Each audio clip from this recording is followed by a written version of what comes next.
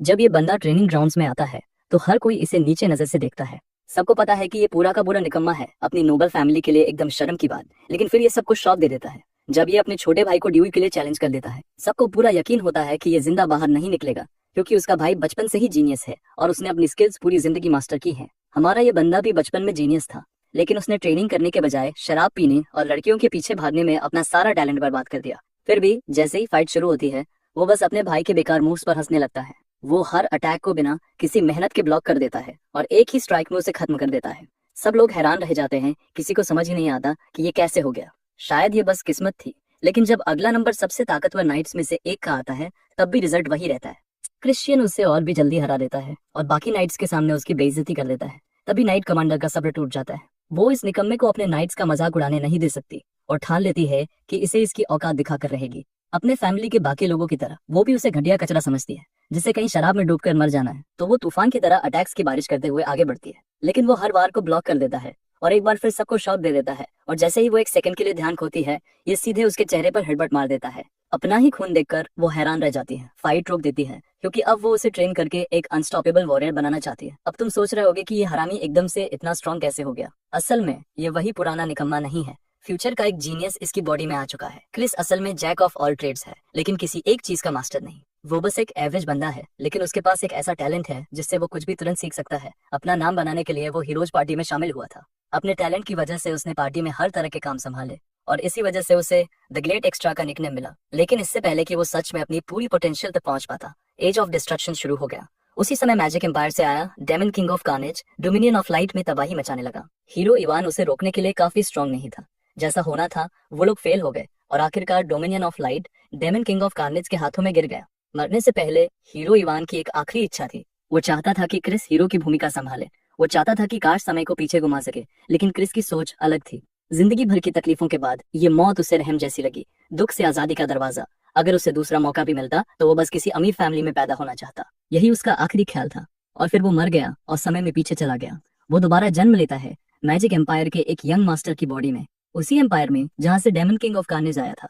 थोड़ा कॉन्टेक्स्ट समझ लो, dominion of light वो जगह है जहां इंसान रहते हैं और मैजिक एम्पायर वो जगह है जहां डेमन्स रहते हैं, जिन्हें फेन्स भी कहा जाता है। जिस जगह वो पैदा हुआ है वो है dark magic clan, magic empire को सपोर्ट करने वाले 12 क्लैंस में से एक।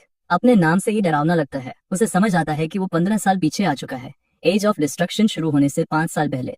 अब क्रिस एक अमीर बिगड़ा हुआ लड़का है, लेकिन जिसकी बॉडी में वो आया है वो बंदा बिल्कुल भी अच्छा नहीं था। वो अब क्रिश्चियन वैन बैरन खजार की बॉडी में है। अपने पिछले जीवन की यादों के मुताबिक क्रिश्चियन के नाम में वैन होना दिखाता है कि वो ब्रांच फैमिली से है। काउंट खजार का हाउस बैरन काउंटी की ब्रांच फैमिली है, जिसे डार्क मैजिक क्लैन भी कहा जाता है। हालांकि खजार फैमिली एक ब्रांच है, लेकिन डार्क मैजिक क्लैन में उनकी अच्छी पोजीशन की वजह से उनके पास काफी पावर और इन्फ्लुएंस है। उनकी दौलत तो इस असर को और भी बढ़ा देती है।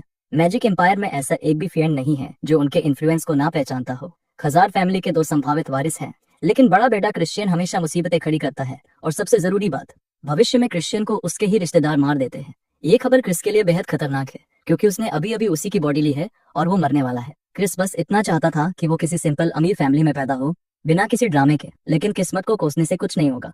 उसे सोचना होगा कि कैसे जिंदा रहे। उसके पास 2 साल हैं क्रिश्चियन की मौत से पहले। और ये भी ध्यान देने वाली बात है कि उसे काउंट खजार के हाउस के अंदर ही खत्म किया गया था। एक ऐसी फैमिली जो ऑनर को बहुत अहमियत देती है। इसका मतलब साफ है, क्रिश्चियन पूरी तरह निकम्मा था और फैमिली ने अपने नाम को बचाने के लिए उसे मार दिया। तो क्रिस सोचता है कि अगर वो अच्छा इंसान बन जाए और लो प्रोफाइल में रहे तो शायद वो इस मौत से बच सकता है। अब मरने का मसला साइड में रखकर वो आरामदायक जिंदगी के बारे में सोचने लगता है। लेकिन तभी उसे याद आता है आने वाला age of destruction. Demon king of carnage ने इंसानों की बलि देकर रैग्नारोक पूरा करने के लिए युद्ध शुरू किया था। जब तक किसी को समझ आया बहुत देर हो चुकी थी, तो उसे आने वाली प्रलय को रोकना होगा। डेमन किंग ऑफ कार्नेज अकेले ही बेहद ताकतवर है और उसके पास मैजिक एम्पायर की पूरी वफादार फिएंट आर्मी है। उसे रोकने का एक ही तरीका है, खुद उससे ज्यादा ताकतवर बनना। और वो तभी होगा जब क्रिस खुद डेमन एम्पायर बने और मैजिक एम्पायर के शिखर पर बैठे। उसके पास 5 साल हैं एज ऑफ डिस्ट्रक्शन शुरू होने से पहले। इतना समय प्लान बनाने के लिए काफी है। अगर वो कामयाब हो गया तो पूरा मैजिक एम्पायर उसका होगा। हाउस के हेड को यह बिल्कुल बर्दाश्त नहीं कि वो बिना सही से माफी मांगे अपना गंदा चेहरा दिखाए, उस शर्मनाक घटना के बाद जो उसने हाल ही में की थी। काउंट खजार उसे आखिरी चेतावनी देता है, अगली बार गलती की तो उसका सिर धड़ से अलग कर दिया जाएगा। काउंट खजार की खतरनाक दम घोट देने वाली ऑरा इतनी भारी है कि क्रिस अनजाने में कांपने लगता है। आखिरकार वो अब तक की सारी गलतियों के लिए सच्चे दिल से माफी मांगता है। वो अपने और काउंट खजार के रिश्ते को सुधारना चाहता है ताकि क्रिश्चियन की खराब इमेज मिटा सके। यही उसके प्लान्स को आगे बढ़ाने का एकमात्र रास्ता है। वो माफी मांगता रहता है, उम्मीद करता है कि काउंट का दिल पिघले, लेकिन लगता है सिर्फ शब्दों से काम नहीं चलेगा। काउंट उसके किसी भी बहाने पर यकीन करने के मूड में नहीं है, क्योंकि उसने पहले भी बहुत ड्रामा किया है। उधर क्रिस सोच रहा है, आखिर इस हरामी क्रिश्चियन ने ऐसा क्या किया था कि बाप का सारा भरोसा खत्म हो गया। इतनी सारी डरावनी कहानियां हैं उसके बारे में कि उसे खुद नहीं पता सबसे ताजा वाली कौन सी है। तो वो अपने पिता को याद दिलाता है कि कुछ दिन पहले उसकी याददाश्त का एक हिस्सा चला गया था। उसे सच में याद नहीं कि उसने ऐसा क्या किया जिससे भरोसा टूट गया। वो कहता है कि अपनी यादें वापस पाने की कोशिश में उसे एहसास हुआ कि वो कितना घटिया इंसान था। वो अपने पिता की बदनामी के लिए खुद को जिम्मेदार मानता है, लेकिन फिर भी काउंट मानने को तैयार नहीं, क्योंकि वो ये बहाने पहले भी अनगिनत बार सुन चुका है। कोई और रास्ता न देखकर क्रिस एक एक्सट्रीम फैसला लेता है। वो खुद को पनिशमेंट केव में भेजने की मांग करता है, एक पूरे महीने तक वहां रहने के लिए तैयार। पनिशमेंट केव क्या है? जल्दी समझ लो, ये जगह हाई स्टेट्स फियंस को कैद करने के लिए बनी है। वहाँ कोई रोशनी नहीं होती और कैदी की पांचों इंद्रियां बंद कर दी जाती हैं। कुछ ही दिनों में दिमाग टूट जाता है और इंसान पागल हो जाता है। काउंट खजार को यकीन है कि क्रिस कुछ घंटों से ज्यादा नहीं टिकेगा। पूरा महीना तो दूर की बात है, लेकिन क्रिस ने सब सोच लिया है। ये उसके पास आखिरी तरीका है भरोसा जीतने का। काउंट, जिसने पहले भी उसके बड़े बड़े वादे देखे हैं, हिचकिचाता है। हर बार निराशा मिली है, फिर भी इस बार वो एक आखिरी मौका देने को तैयार है। लेकिन साफ कह देता है, अगर 1 महीने बाद भी वो बदला हुआ इंसान साबित नहीं हुआ तो उससे क्लैन से निकाल दिया जाएगा। और क्लैन से निकाला जाना मतलब सीधी मौत। क्रिश्चियन ने जिंदगी में बहुत दुश्मन बनाए हैं। क्लैन की सुरक्षा हटते ही सब उसकी जान के पीछे पड़ जाएंगे। फिर भी हमारा बंदा चैलेंज स्वीकार कर लेता है, लेकिन अगर वो सफल हुआ तो वो अपने पिता से एक फेवर मांगेगा। काउंट उसकी कॉन्फिडेंस पर हंसता है, लेकिन मान जाता है, हालांकि उसे यकीन नहीं कि ये सच में बदल सकता है। बाद में अपने आलीशान कमरे में बैठा क्रिस एक फियन आता है और बताता है कि पनिशमेंट केव तैयार है। उसका नाम है कॉक्स, आधा वेम्पायर और काउंट खजार के हाउस का बटलर। क्रिस उसकी बात मानता है और थोड़ी देर बाद कंधे पर लगेज बैग डालकर चल पड़ता है। कॉरिडोर से गुजरते हुए हर सर्वेंट आपस में फुसफुसाता है। सबको लगता है ये निकम्मा फिर कुछ प्लान कर रहा है। उन्हें याद है हाल ही में उसने पॉइजन मैजिक क्लैन की यंग लेडी का अपमान किया था। मामला इतना बिगड़ गया था कि काउंट खजार को खुद झुककर माफी मांगनी पड़ी। अब समझ आता है कि काउंट इतना गुस्से में क्यों था। कुछ लोग तो दाव लगाने लगते हैं कि ये 2 दिन भी नहीं टिकेगा पनिशमेंट केव में, लेकिन हमारा बंदा बस मुस्कुरा देता है। उसे पता है वो सबकी उम्मीदें उलटने वाला है। साइड में उसका छोटा भाई खड़ा है, ध्यान से उसे देख रहा है। आखिरकार वो पनिशमेंट केव पहुंचते हैं। दरवाजे पर 2 डेथ नाइट्स गार्ड की तरह खड़े हैं, डरावने दिखते हैं, लेकिन क्रिस को रोकता कोई नहीं। जैसा कि तुम पहले से जानते हो, ये क्रिश्चियन का बायोलॉजिकल छोटा भाई है और एक मॉडल स्टूडेंट थॉर्न बैनबार खजार। बाकी इंट्रोडक्शन बाद में हो जाएगी, क्योंकि अचानक से ये छोटा सा बंदा अपने बड़े भाई पर एक फास्ट वन खींच देता है। अपनी तलवार की तेज नोक को क्रिस की आंखों के ठीक सामने रोक देता है। बाहर से तो हमारा लड़का रिएक्ट नहीं करता, लेकिन उसके अंदर की आत्मा तो लिटरली उस अटैक को आते देख हार्ट अटैक से मर चुकी होती है। अपने छोटे भाई से पूछता है कि वो यहाँ कर क्या रहा है। पता चलता है कि थॉर्न बस यहाँ अपने बड़े भाई को याद दिलाने आया है कि वो कितना पैथेटिक है। वो उसे वार्न करता है कि अगर उसने फैमिली नेम को और टार्निश किया तो समझो वो पहले से ही मरा हुआ है। इस फिस्टी छोटे पंख को देखकर क्रिस को पूरा शक है कि पिछली लाइफ में क्रिश्चियन की मौत के पीछे यही थॉर्न था। क्रिस असल में एज ऑफ डिस्ट्रक्शन के दौरान थॉर्न से मिल चुका है। वो एक फियन था जो कर्स मैजिक के लिए फेमस था। खैर, क्रिस अपने छोटे भाई को एक सख्त घूरती हुई नजर से जवाब देता है। वो इंटेंस ग्लेयर थॉर्न को हिला देती है, जबकि क्रिस अपना टफ का एक्ट जारी रखता है और केव के अंदर घुसकर दरवाजा पीछे से बंद कर देता है। उसका ये एटीट्यूड शो थॉर्न को अंदर तक एनरिच कर देता है, क्योंकि वो अपने बड़े भाई का ये साइड देखने का आदी नहीं है। Cut back to Chris. वो अंधेरी केव में चलता है जहाँ वो कुछ देख या सुन नहीं सकता। बस उसकी उंगलियों के सिरों के आसपास हल्की सी फीलिंग बची हुई है। सोचने पर उसे लगता है कि ये फीलिंग जानबूझकर छोड़ी गई है ताकि कैदी अपने साथ लाई हुई चीजों को छूकर पहचान सके, वरना अगर वो अपने सप्लाईज तक टटोल भी न पाए तो भूख से मर सकते हैं। फिर भी कोई भी नॉर्मल इंसान ऐसी जगह पर जल्दी ही मेंटली ड्रेन हो जाता, लेकिन ये सब क्रिस पर असर नहीं डालता। आखिरकार ट्रेजर हंटर के टाइम में वो इससे भी बदतर हालात झेल चुका है। ईमानदारी से कहे तो अपनी सेंस कट ऑफ होना तो वही है जो वो चाहता था। इस तरह वो अंदर की ओर फोकस कर सकता है और खुद के भीतर झांक सकता है। यही एक तरीका है जिससे वो इस टूटी हुई बॉडी को फिक्स कर पाएगा। हाँ, इसमें टाइम लगेगा और ढेर सारी लत भी चाहिए होगी, लेकिन जब उन्हें उसे डिवाइन हैंड कहा जाता था तब सीखी हुई मेडिकल स्किल्स और उसके मॉडिफाई किए हुए बोन कंप्रेशन आर्ट के साथ उसे पूरा यकीन है कि वो ये कर सकता है। और अब जब वो एक रिच बंदा है, उसके पास अलग अलग प्रॉपर्टीज वाले मैजिक स्टोन्स की एक्सेस है, तो इस जगह पर अपनी बॉडी फिक्स करना कोई प्रॉब्लम नहीं होगा। उसे सच में लगा था कि इतने एक्सपेंसिव होने की वजह से वो मैजिक स्टोन्स हासिल नहीं कर पाएगा, लेकिन लगता है रिच होने का ये भी एक पर्क है। पिछली लाइफ में हीरो इवान और उसे उन्हें पाने के लिए स्ट्रगल करना पड़ता था। उसका पहला स्टेप होगा एक व्हाइट मैजिक स्टोन का इस्तेमाल करना, जो उसकी बॉडी में मौजूद सारे टॉक्सिन्स को प्यूरिफाई करेगा। हो सकता है ये प्रोसेस बोरिंग लगे, लेकिन ये एक एसेंशियल स्टेज है। उसे बड़ी बारीकी से अपने पूरे शरीर में जमा टॉक्सिन बिल्डअप को व्हाइट माना से साफ करना होगा। जरा सी भी गलती इमेंस पेन दे सकती है, लेकिन क्रिस के लिए ये वॉक इन द पार्क है। वो इसे बिना ज्यादा मेहनत डाले आराम से हैंडल कर सकता है। उधर काउंट खजार वापस अपने बटलर से क्रिश्चियन के बारे में पूछते हैं। बटलर बताता है कि क्रिश्चियन आज्ञाकारी तरीके से पनिशमेंट केव में प्रवेश कर गया। उसे पूरा यकीन है कि क्रिश्चियन इतना रेड हो जाएगा कि हेल्प के लिए पुकारने की ताकत भी नहीं बचेगी। ये अनसेटलिंग शब्द काउंट खजार को और ज्यादा वरी कर देते हैं। वो खुद से सवाल करने लगते हैं कि क्या उसे अंदर जाने देना सही फैसला था। काउंट याद करते हैं कि बचपन में क्रिश्चियन का फ्यूचर कितना प्रॉमिसिंग था, तो उन्हें समझ नहीं आता कि वो अचानक ऐसे कैसे टूट गया। एक पल के लिए तो वो ये भी सोचने लगते हैं कि कहीं क्रिश्चियन के एक्सेप्शनल टैलेंट उसके सिर पर तो नहीं चढ़ गए थे। चाहे उसके डाउनफॉल की वजह जो भी रही हो, काउंट ये ज्यादा पसंद करेंगे कि क्रिश्चियन क्रिपल होकर मरे बजाय इसके कि वो दयनीय जिंदगी जिए। जितना वो उसके शब्दों पर भरोसा करना चाहते हैं, वो खुद को इसके लिए तैयार नहीं कर पाते। आखिर ये पहली बार नहीं है जब उनके बेटे ने स्मूथ टॉक से उन्हें बेवकूफ बनाया हो। फिर काउंट अपने बटलर से पूछते हैं कि क्या उसने नोटिस किया कि क्रिश्चियन केव में जाते समय कुछ लेकर गया था। बटलर पहले हिचकिचाता है, लेकिन काउंट की सख्त नजरों के आगे उसे बोलना पड़ता है। वो बताता है कि क्रिश्चियन अपने साथ मैजिक स्टोन्स लेकर गया था। उनमें ड्रीम स्टोन्स भी थे जो किसी को भी हेलुसिनेट करा सकते हैं। बटलर को डर है कि क्योंकि उन्हें नहीं पता क्रिश्चियन क्या प्लान कर रहा है, उन्हें तुरंत केव खोल देनी चाहिए। लेकिन काउंट खजार सख्त आवाज में साफ मना कर देते हैं। भले ही क्रिश्चियन कुछ शेडी प्लॉट कर रहा हो, तो भी उसे वही दुखद तरीके से मरने देना ही बेहतर है। एक महीना बीत जाता है और काउंट खजार खुद को केव के एंट्रेंस के बाहर खड़ा पाते हैं। क्रिस के सामने आने से पहले ही काउंट खुद को यकीन दिला चुके होते हैं कि उनका बेटा अब तक पूरी तरह रेक्ट हो चुका होगा। लेकिन उनकी सारी एक्सपेक्टेशन तब चकनाचूर हो जाती है जब वो क्रिश्चियन को केव से चौड़ी मुस्कान के साथ बाहर आते देखते हैं। जितना भी सरप्राइजिंग हो, इसमें कोई शक नहीं कि क्रिश्चियन ने अपना प्रॉमिस निभाया है और एक पूरी तरह अलग इंसान बनकर लौटा है। काउंट अपने बेटे की आंखों में चमक देखे बिना नहीं रह पाते। वही चमक जो उन्होंने बचपन के बाद कभी नहीं देखी थी। ये बदलाव काबिले तारीफ हो सकता है, लेकिन काउंट खजार अभी ढीले पड़ने वाले नहीं है। वो अब भी मानते हैं कि ये छोटा सा अचीवमेंट उन्हें यकीन दिलाने के लिए काफी नहीं कि उनका बेटा सच में बदल गया है। लेकिन क्रिश्चियन पीछे नहीं हटता। वो साफ कर देता है कि अगर यही चाहिए तो वो और भी कड़ी मेहनत करेगा। क्रिश्चियन को पूरा यकीन है कि उसके पिता सोचते हैं कि उसने केव बस किसी तरह झेली है, लेकिन सच्चाई इससे बिल्कुल अलग है। असल में वो इतना बिजी था ट्रेनिंग में कि उसे बोर होने का टाइम ही नहीं मिला। व्हाइट माना की वजह से उसकी एनर्जी कभी खत्म नहीं हुई, लेकिन असली गेम चेंजर था ड्रीम स्टोन। बटलर ने उसे नार्कोटिक माना स्टोन अंदर ले जाने से रोकने की कोशिश की थी, लेकिन क्रिश्चियन खुश था कि वो जिद करके उन्हें साथ ले आया। ड्रीम स्टोन से होने वाली हेलुसिनेशंस ने उसकी मेटामॉर्फोसिस का टाइम ड्रास्टिकली कम कर दिया। इसके ऊपर से उसने अपने अंदर 2 कोर बना लिए। क्रिश्चियन को अपनी अचीवमेंट पर गर्व महसूस हुआ। उसे पूरा भरोसा था कि वो जीनियस है। आखिर 2 कोर होना रोज देखने वाली बात नहीं है। इसी वजह से उसने अपने लाइट कोर को अपने डार्कनेस कोर के अंदर छुपा दिया। अगर किसी ने ये खोज लिया तो रिएक्शन एक्सप्लोसिव से कम नहीं होगा। लेकिन उसकी लक यहीं खत्म नहीं हुई। उसे एहसास हुआ कि केव में कोई था जो चाहता था कि वो हेलुसिनेशंस में टूट जाए। लेकिन क्रिश्चियन ने उसी को कैटलिस्ट बना लिया और खुद को और आगे धकेल दिया। वर्तमान में वापस क्रिश्चियन अब अपने पिता से वादा किया गया फेवर लेना चाहता है। वो ब्लैक स्वैम्प नाइट्स के ट्रेनिंग ग्राउंड्स इस्तेमाल करने की परमिशन मांगता है।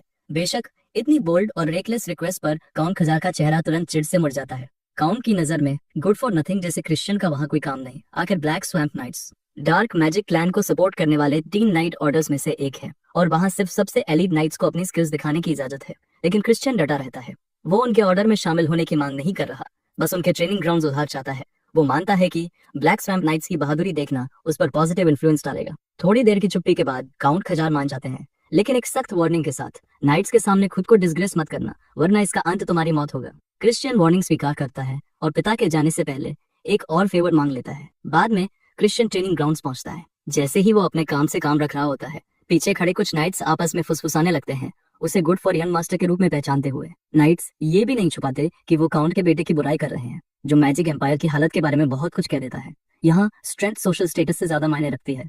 एक और वजह थी कि क्रिश्चियन ब्लैक स्वैम्प नाइट्स के ट्रेनिंग ग्राउंड्स आया था। वो लाइब्रेरी में एंट्री चाहता है। उसके पिता ने उसे बताया था कि वो लाइब्रेरी में तभी जा सकता है जब उसे डिप्टी कमांडर मेलॉन की लेटर ऑफ रिकमेंडेशन मिले, तभी काउंट खजार उसे की देंगे। दरअसल लाइब्रेरी में खजार हाउस के सारे डार्क मैजिक ग्रिमोर्स रखे हैं और डार्क मैजिक सीखने के लिए क्रिस को वहां की एक्सेस चाहिए। क्रिस इस कंडीशन पर आपत्ति नहीं करता, लेकिन उसे हैरानी है कि ये जरूरी क्यों है, क्योंकि वो क्लैन का एक इंपॉर्टेंट मेंबर है। उसके पिता उसे याद दिलाते हैं कि एक समय क्रिश्चियन ने एडवांस ग्रिमोर्स को ब्लैक मार्केट में बेचने की कोशिश की थी। यहाँ तक कि क्रिस भी सोचने लगा है कि उस वक्त क्रिश्चियन कैसी लाइफ जी रहा था।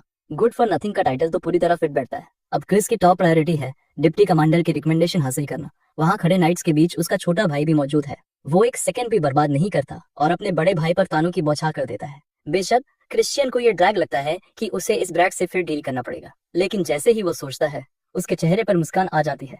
ये शायद उसके लिए एक अच्छा मौका हो सकता है। थॉर्न अपने बड़े भाई के पास आता है, उसे मुड़ जाने और कभी वापस ना आने का ऑर्डर देता है। वो जोर देकर कहता है कि क्रिश्चियन को पनिशमेंट केव में बची हुई अपनी जिंदगी यूं बर्बाद नहीं करनी चाहिए। लेकिन क्रिस हमेशा की तरह सैसी बना रहता है और ब्रैड को एक बार फिर हिला देता है, ये बताकर कि खुद उनके पिता ने उसे ट्रेनिंग ग्राउंड्स में एंट्री की परमिशन दी है। उसी पल एक और प्रमुख शख्सियत सीन में एंटर करती है। इस औरत की नजर स्टे को भी काट दे और साफ है कि उसे यहाँ क्रिश्चियन की मौजूदगी बिल्कुल पसंद नहीं। चाहे काउंट ने परमिशन दी हो या नहीं, उससे उसे फर्क नहीं पड़ता, रिकॉर्ड के लिए ये डरावनी महिला है डिप्टी कमांडर मेलॉन। उसकी मौजूदगी ही हवा में 4 स्टार डार्क एनर्जी भर देती है। एक साफ कोशिश की क्रिस डरकर रोते बच्चे की तरह भाग जाए, लेकिन जैसा हम जानते हैं हमारा लड़का इतना आसानी से इंटिमिडेट नहीं होता। आसपास खड़े लोग नोटिस करते हैं कि क्रिश्चियन उसकी डार्क एनर्जी से पूरी तरह अनशेकन है, और खुद मेलॉन भी टेंस हो जाती है जब उसे एहसास होता है कि वो उसके सामने बिल्कुल अनहिंज्ड खड़ा है। क्रिश्चियन शांत स्वर में उसे ग्रीट करता है और बातचीत शुरू करता है। वो अपने पास्ट की गलतियों और लोगों के उसके प्रति ट्रस्ट की कमी को स्वीकार करता है, लेकिन अब वो ये साबित करने के लिए तैयार है कि वो ट्रेनिंग ग्राउंड्स इस्तेमाल करने के काबिल है। क्रिश्चियन प्रपोज करता है कि वो यहाँ मौजूद फिएंट्स में से किसी एक से फाइट करेगा और जीतकर खुद को प्रूव करेगा। नेचुरली डिप्टी कमांडर मेलॉन उसके इस सजेशन को एक मजाक से ज्यादा कुछ नहीं मानती और तुरंत खारिज कर देती है, लेकिन क्रिश्चियन यहाँ जोक करने नहीं आया है। एकदम शांत टोन में वो रिक्वेस्ट करता है कि उनके इंटरेक्शन के दौरान वो अपनी डार्क एनर्जी का इस्तेमाल ना करे। वो विनम्रता से एक अनाम ड्यूल की मांग करता है, क्योंकि उसकी डार्क एनर्जी की कैपेसिटी फिलहाल वैसी नहीं है जैसी होनी चाहिए। उसकी डिबॉश्ड लाइफस्टाइल की वजह से मेलॉन उसकी रिक्वेस्ट पर विचार करती है। भले ही ये एक ड्यूल है, वो हेयर को हर्ट होने का रिस्क नहीं ले सकती, तो वो एक बार फिर उससे पूछती है कि क्या सच में उसमें अनाम ड्यूल में एंगेज होने की काबिलियत है। क्रिश्चियन कॉन्फिडेंट रहता है और कहता है कि वो अपना ओपोनेंट खुद चुनना चाहता है, और वो कोई और नहीं बल्कि उसका ब्रैड छोटा भाई थॉन है। ये सुनकर थॉन आग बबूला हो जाता है। उसे अपने गुड फॉर नो भाई द्वारा चैलेंज किया जाना बिल्कुल बर्दाश्त नहीं। यहाँ तक कि मेलॉन को भी लगता है कि क्रिश्चियन शेर के मुंह में हाथ डाल रहा है। वो उसे वार्न करती है कि अपना ओपोनेंट समझदारी से चुने, क्योंकि थॉन पहले से 2 स्टार लेवल पर है। कॉन्टेक्स्ट के लिए 2 स्टार वो लेवल है जहाँ बहुत कम 13 साल के बच्चे पहुंच पाते हैं। अगर तुम्हारे पास रॉ टैलेंट नहीं है तो फर्क नहीं पड़ता तुम 13 के हो या 23 के, तुम इस लेवल की सतह भी नहीं छू पाओगे। असेंड करना तो दूर की बात है। लेकिन जैसा हम पहले से जानते हैं, क्रिश्चियन भी कोई पुशओवर नहीं है। वो डटकर ऐलान करता है कि वो अपने से स्ट्रॉन्ग किसी से फाइट करना चाहता है, क्योंकि खुद को प्रूव करने का यही एक तरीका है। थॉन से फाइट करना उसके हिसाब से ऑप्टिमल चॉइस है। हालांकि एक कैच है, अगर थॉन अपने ही भाई से फाइट करने से डरता है तो ड्यूल की पूरी डायनेमिक बदल जाती है। नेचुरली थॉन इस बैट में फंस जाता है और ड्यूल एक्सेप्ट कर लेता है। जल्द ही दोनों ट्रेनिंग ग्राउंड्स के सेंटर में आमने सामने खड़े होते हैं। बाकी फिएंट्स उन्हें घेर लेते हैं, बेसब्री से इंतजार करते हुए कि थॉन जीते और क्रिश्चियन हार का कड़वा स्वाद चखे। लेकिन ड्यूल शुरू होने से पहले क्रिश्चियन जानना चाहता है कि विनर कैसे तय होगा। वो सजेस्ट करता है कि फाइट तब तक चले जब तक उनमें से कोई एक सरेंडर ना कर दे। मेलॉन, जो साफ तौर पर क्रिश्चियन से खुश नहीं है, इसके बजाय प्रपोज करती है कि फाइट तब तक चले जब तक एक साइड पूरी तरह इनकैपेसिटेड ना हो जाए। इस तरह उसका मानना है कि थॉर्न को अपने भाई को सीरियसली तोड़ने का मौका मिलेगा, क्योंकि उसके पास सरेंडर करने का ऑप्शन ही नहीं होगा। लेकिन हमारा लड़का खुद से ज्यादा अपने ओपोनेंट को लेकर चिंतित है। वो अपने छोटे भाई को सीरियसली हर्ट नहीं करना चाहता। बेशक ये ताने थॉर्न को और भड़का देते हैं और वो पहले से भी ज्यादा गुस्से में भर जाता है, अपने बड़े भाई को उसकी औकात दिखाने को बेताब। क्रिस मौके का फायदा उठाता है और पहला मूव करता है। वो अपने भाई को एक जोरदार थप्पड़ जड़ देता है। वो थप्पड़ ह्यूमिलिएटिंग और अनकॉल्ड फॉर है, लेकिन ड्यूल शुरू हो चुका है तो सब फेयर गेम है। थॉर्न भी थप्पड़ मारने की कोशिश करता है, लेकिन क्रिश्चियन बस हल्का सा पीछे झुककर उसे आसानी से डॉज कर देता है। अगर क्रिस ईमानदारी से कहे तो ये प्रैक्टिकली अनफेयर फाइट है। सारे ऑड्स उसके खिलाफ हैं। एक फिएंट के तौर पर जिसने अभी 1 स्टार भी नहीं पाया, वो डार्क एनर्जी वाले के सामने कोई चांस नहीं रखता। लेकिन एक बेयर हैंडेड ड्यूल में चीजें थोड़ी अलग हैं। थॉर्न की क्लमसी मूव्स क्रिस को परफेक्ट मौका देती है पलटवार करने का, और क्रिस उसके पेट में एक जबरदस्त नी स्मैश दे मारता है। इस बेयर हैंडेड फाइट में क्रिस के प्रीवेल करने की वजह है उसकी पिछली लाइफ की अनगिनत बैटल्स का एक्सपीरियंस। इसके अलावा अगर वो सिर्फ डोमिनेंट ऑफ लाइट पावर्स गिने जो उसने पनिशमेंट केओ में हासिल की, तो वो पहले ही 3 स्टार लेवल पर है। तो बेसिकली उसका ब्रेड भाई उसके सामने टिकने वाला नहीं।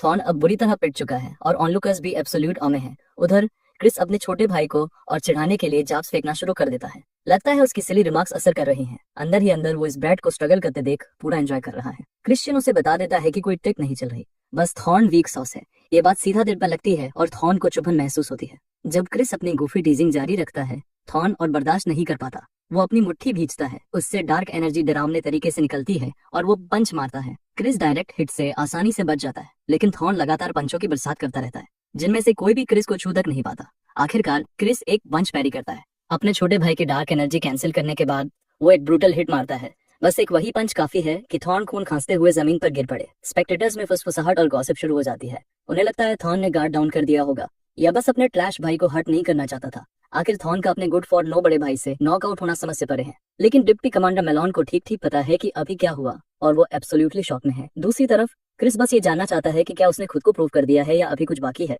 मेलॉन अब भी स्तब्ध कंफर्म करती है कि उसने सच में खुद को प्रूव कर दिया है। यह कंफर्मेशन क्रिश्चियन के कानों में म्यूजिक जैसा लगता है और अब वो अपना अगला प्लान शुरू करने को तैयार है। बाद में अपने कमरे में बैठा क्रिस सोचता है कि आखिरकार वो डार्क मैजिक में 1 स्टार तक पहुंच गया है, क्योंकि वो अभी पूरी तरह डार्क एनर्जी हैंडल करने का आदी नहीं है और क्रिश्चियन द्वारा छोड़ा गया काफी रेसिड्यू भी था, इसलिए इसमें उम्मीद से ज्यादा टाइम लगा। जहां तक एक साथ लाइट की पावर इस्तेमाल करने की बात है, वो तभी पॉसिबल होगा जब वो अपना लेवल और बढ़ाएगा। अचानक उसकी असाइंड मेड मैरी उसकी कॉल पर प्रकट होती है। वो असल में एक हाई लेवल इविल स्पिरिट है, एक बैंशी। क्रिस ये देखकर थोड़ा स्पूक्ड हो जाता है कि उसकी मेड एक स्पिरिट है। वो इतना क्रिप्ड आउट हो जाता है कि काउंट से उसे रिप्लेस करने की सोचने लगता है। खैर, वो उसे जूस लाने का ऑर्डर देता है, प्लान करते हुए कि ट्रेनिंग से पहले पी लेगा। मैरी उसके ऑर्डर को मानती है, लेकिन कंफर्म करना चाहती है कि क्या जूस ह्यूमन ब्लड से तैयार किया जाए, क्योंकि ब्लड जूस किसी भी चीज से ज्यादा टेस्टी होता है। वो ब्लड जूस पर जोर देती रहती है, जबकि क्रिश्चियन उसकी मोर्बिड सजेशन से पूरी तरह डिस्टर्ब होकर बस स्ट्रॉबेरी जूस चाहता है और कुछ नहीं। जब क्रिश्चियन ट्रेनिंग के लिए निकलने वाला होता है, बटलर पीछे से उसे आवाज देता है, जाने पर दोबारा सोचने की सलाह देते हुए। बटलर चिंता जताता है कि क्रिश्चियन हाल में खुद को बहुत ज्यादा पुश कर रहा है। वो साफ तौर पर प्राउड और खुश है, ये देखकर कि यंग मास्टर कितना डिलिजेंट और सिंसियर हो गया है। भले ही बाकी सब उसे गुड फॉर नथिंग मानते हो, वो हमेशा से क्रिश्चियन पर भरोसा करता आया है। लेकिन क्रिश्चियन इस कमीने की हाइपोक्रेसी को साफ देख लेता है। वो बटलर को एक डेथली ग्लेयर मारता है, किसी लोली सर्वेंट से वैलिडेशन नहीं चाहता। बेचारा बटलर तुरंत माफी मांगता है, क्योंकि उसका इरादा हद पार करने का नहीं था। इन शब्दों के साथ वो चला जाता है, जाने से पहले क्रिश्चियन को गुड ट्रेनिंग सेशन विश करते हुए। लेकिन क्रिस को इस आदमी में कुछ सस्पिशियस लगता है, हालांकि वो ठीक से समझ नहीं पाता कि गड़बड़ क्या है। बाद में जब क्रिस ग्राउंड से गुजरता है, वो नोटिस करता है कि लोगों के बिहेवियर और आंखों की नजर उसके प्रति सॉफ्टर और ज्यादा डॉसाइल हो गई है। वो इसे एक बढ़िया मौका मानता है धीरे धीरे उन्हें अपने पक्ष में करने का। आखिर जब आयरन गर्म हो तो वार क्यों न किया जाए। अपना बैग नीचे रखकर वो तलवार घुमाना शुरू करता है। एक फेंड ये देखता है और तुरंत डिप्टी कमांडर मेलॉन के पास रिपोर्ट करने चला जाता है। वो रिपोर्ट करता है कि यंग मास्टर क्रिश्चियन आज फिर ट्रेनिंग ग्राउंड्स में आया है। ये सुनकर मेलॉन क्यूरियस हो जाती है। उसकी क्यूरियोसिटी पहले ही थॉर्न के साथ ड्यूल में उसके मूव्स देखकर पीक पर थी। रिफाइंड और प्रिसाइज, वो जानना चाहती है कि क्रिश्चियन असल में प्लॉट क्या कर रहा है। जो बात उसे एज ऑफ सीट पर रखती है वो ये कि क्रिश्चियन सही समय पर अपने भाई की डार्क एनर्जी डिस्पेल कर पाया। ये रिविलेशन समझाता है कि बैटल की शुरुआत से ही कंट्रोल उसी के हाथ में था।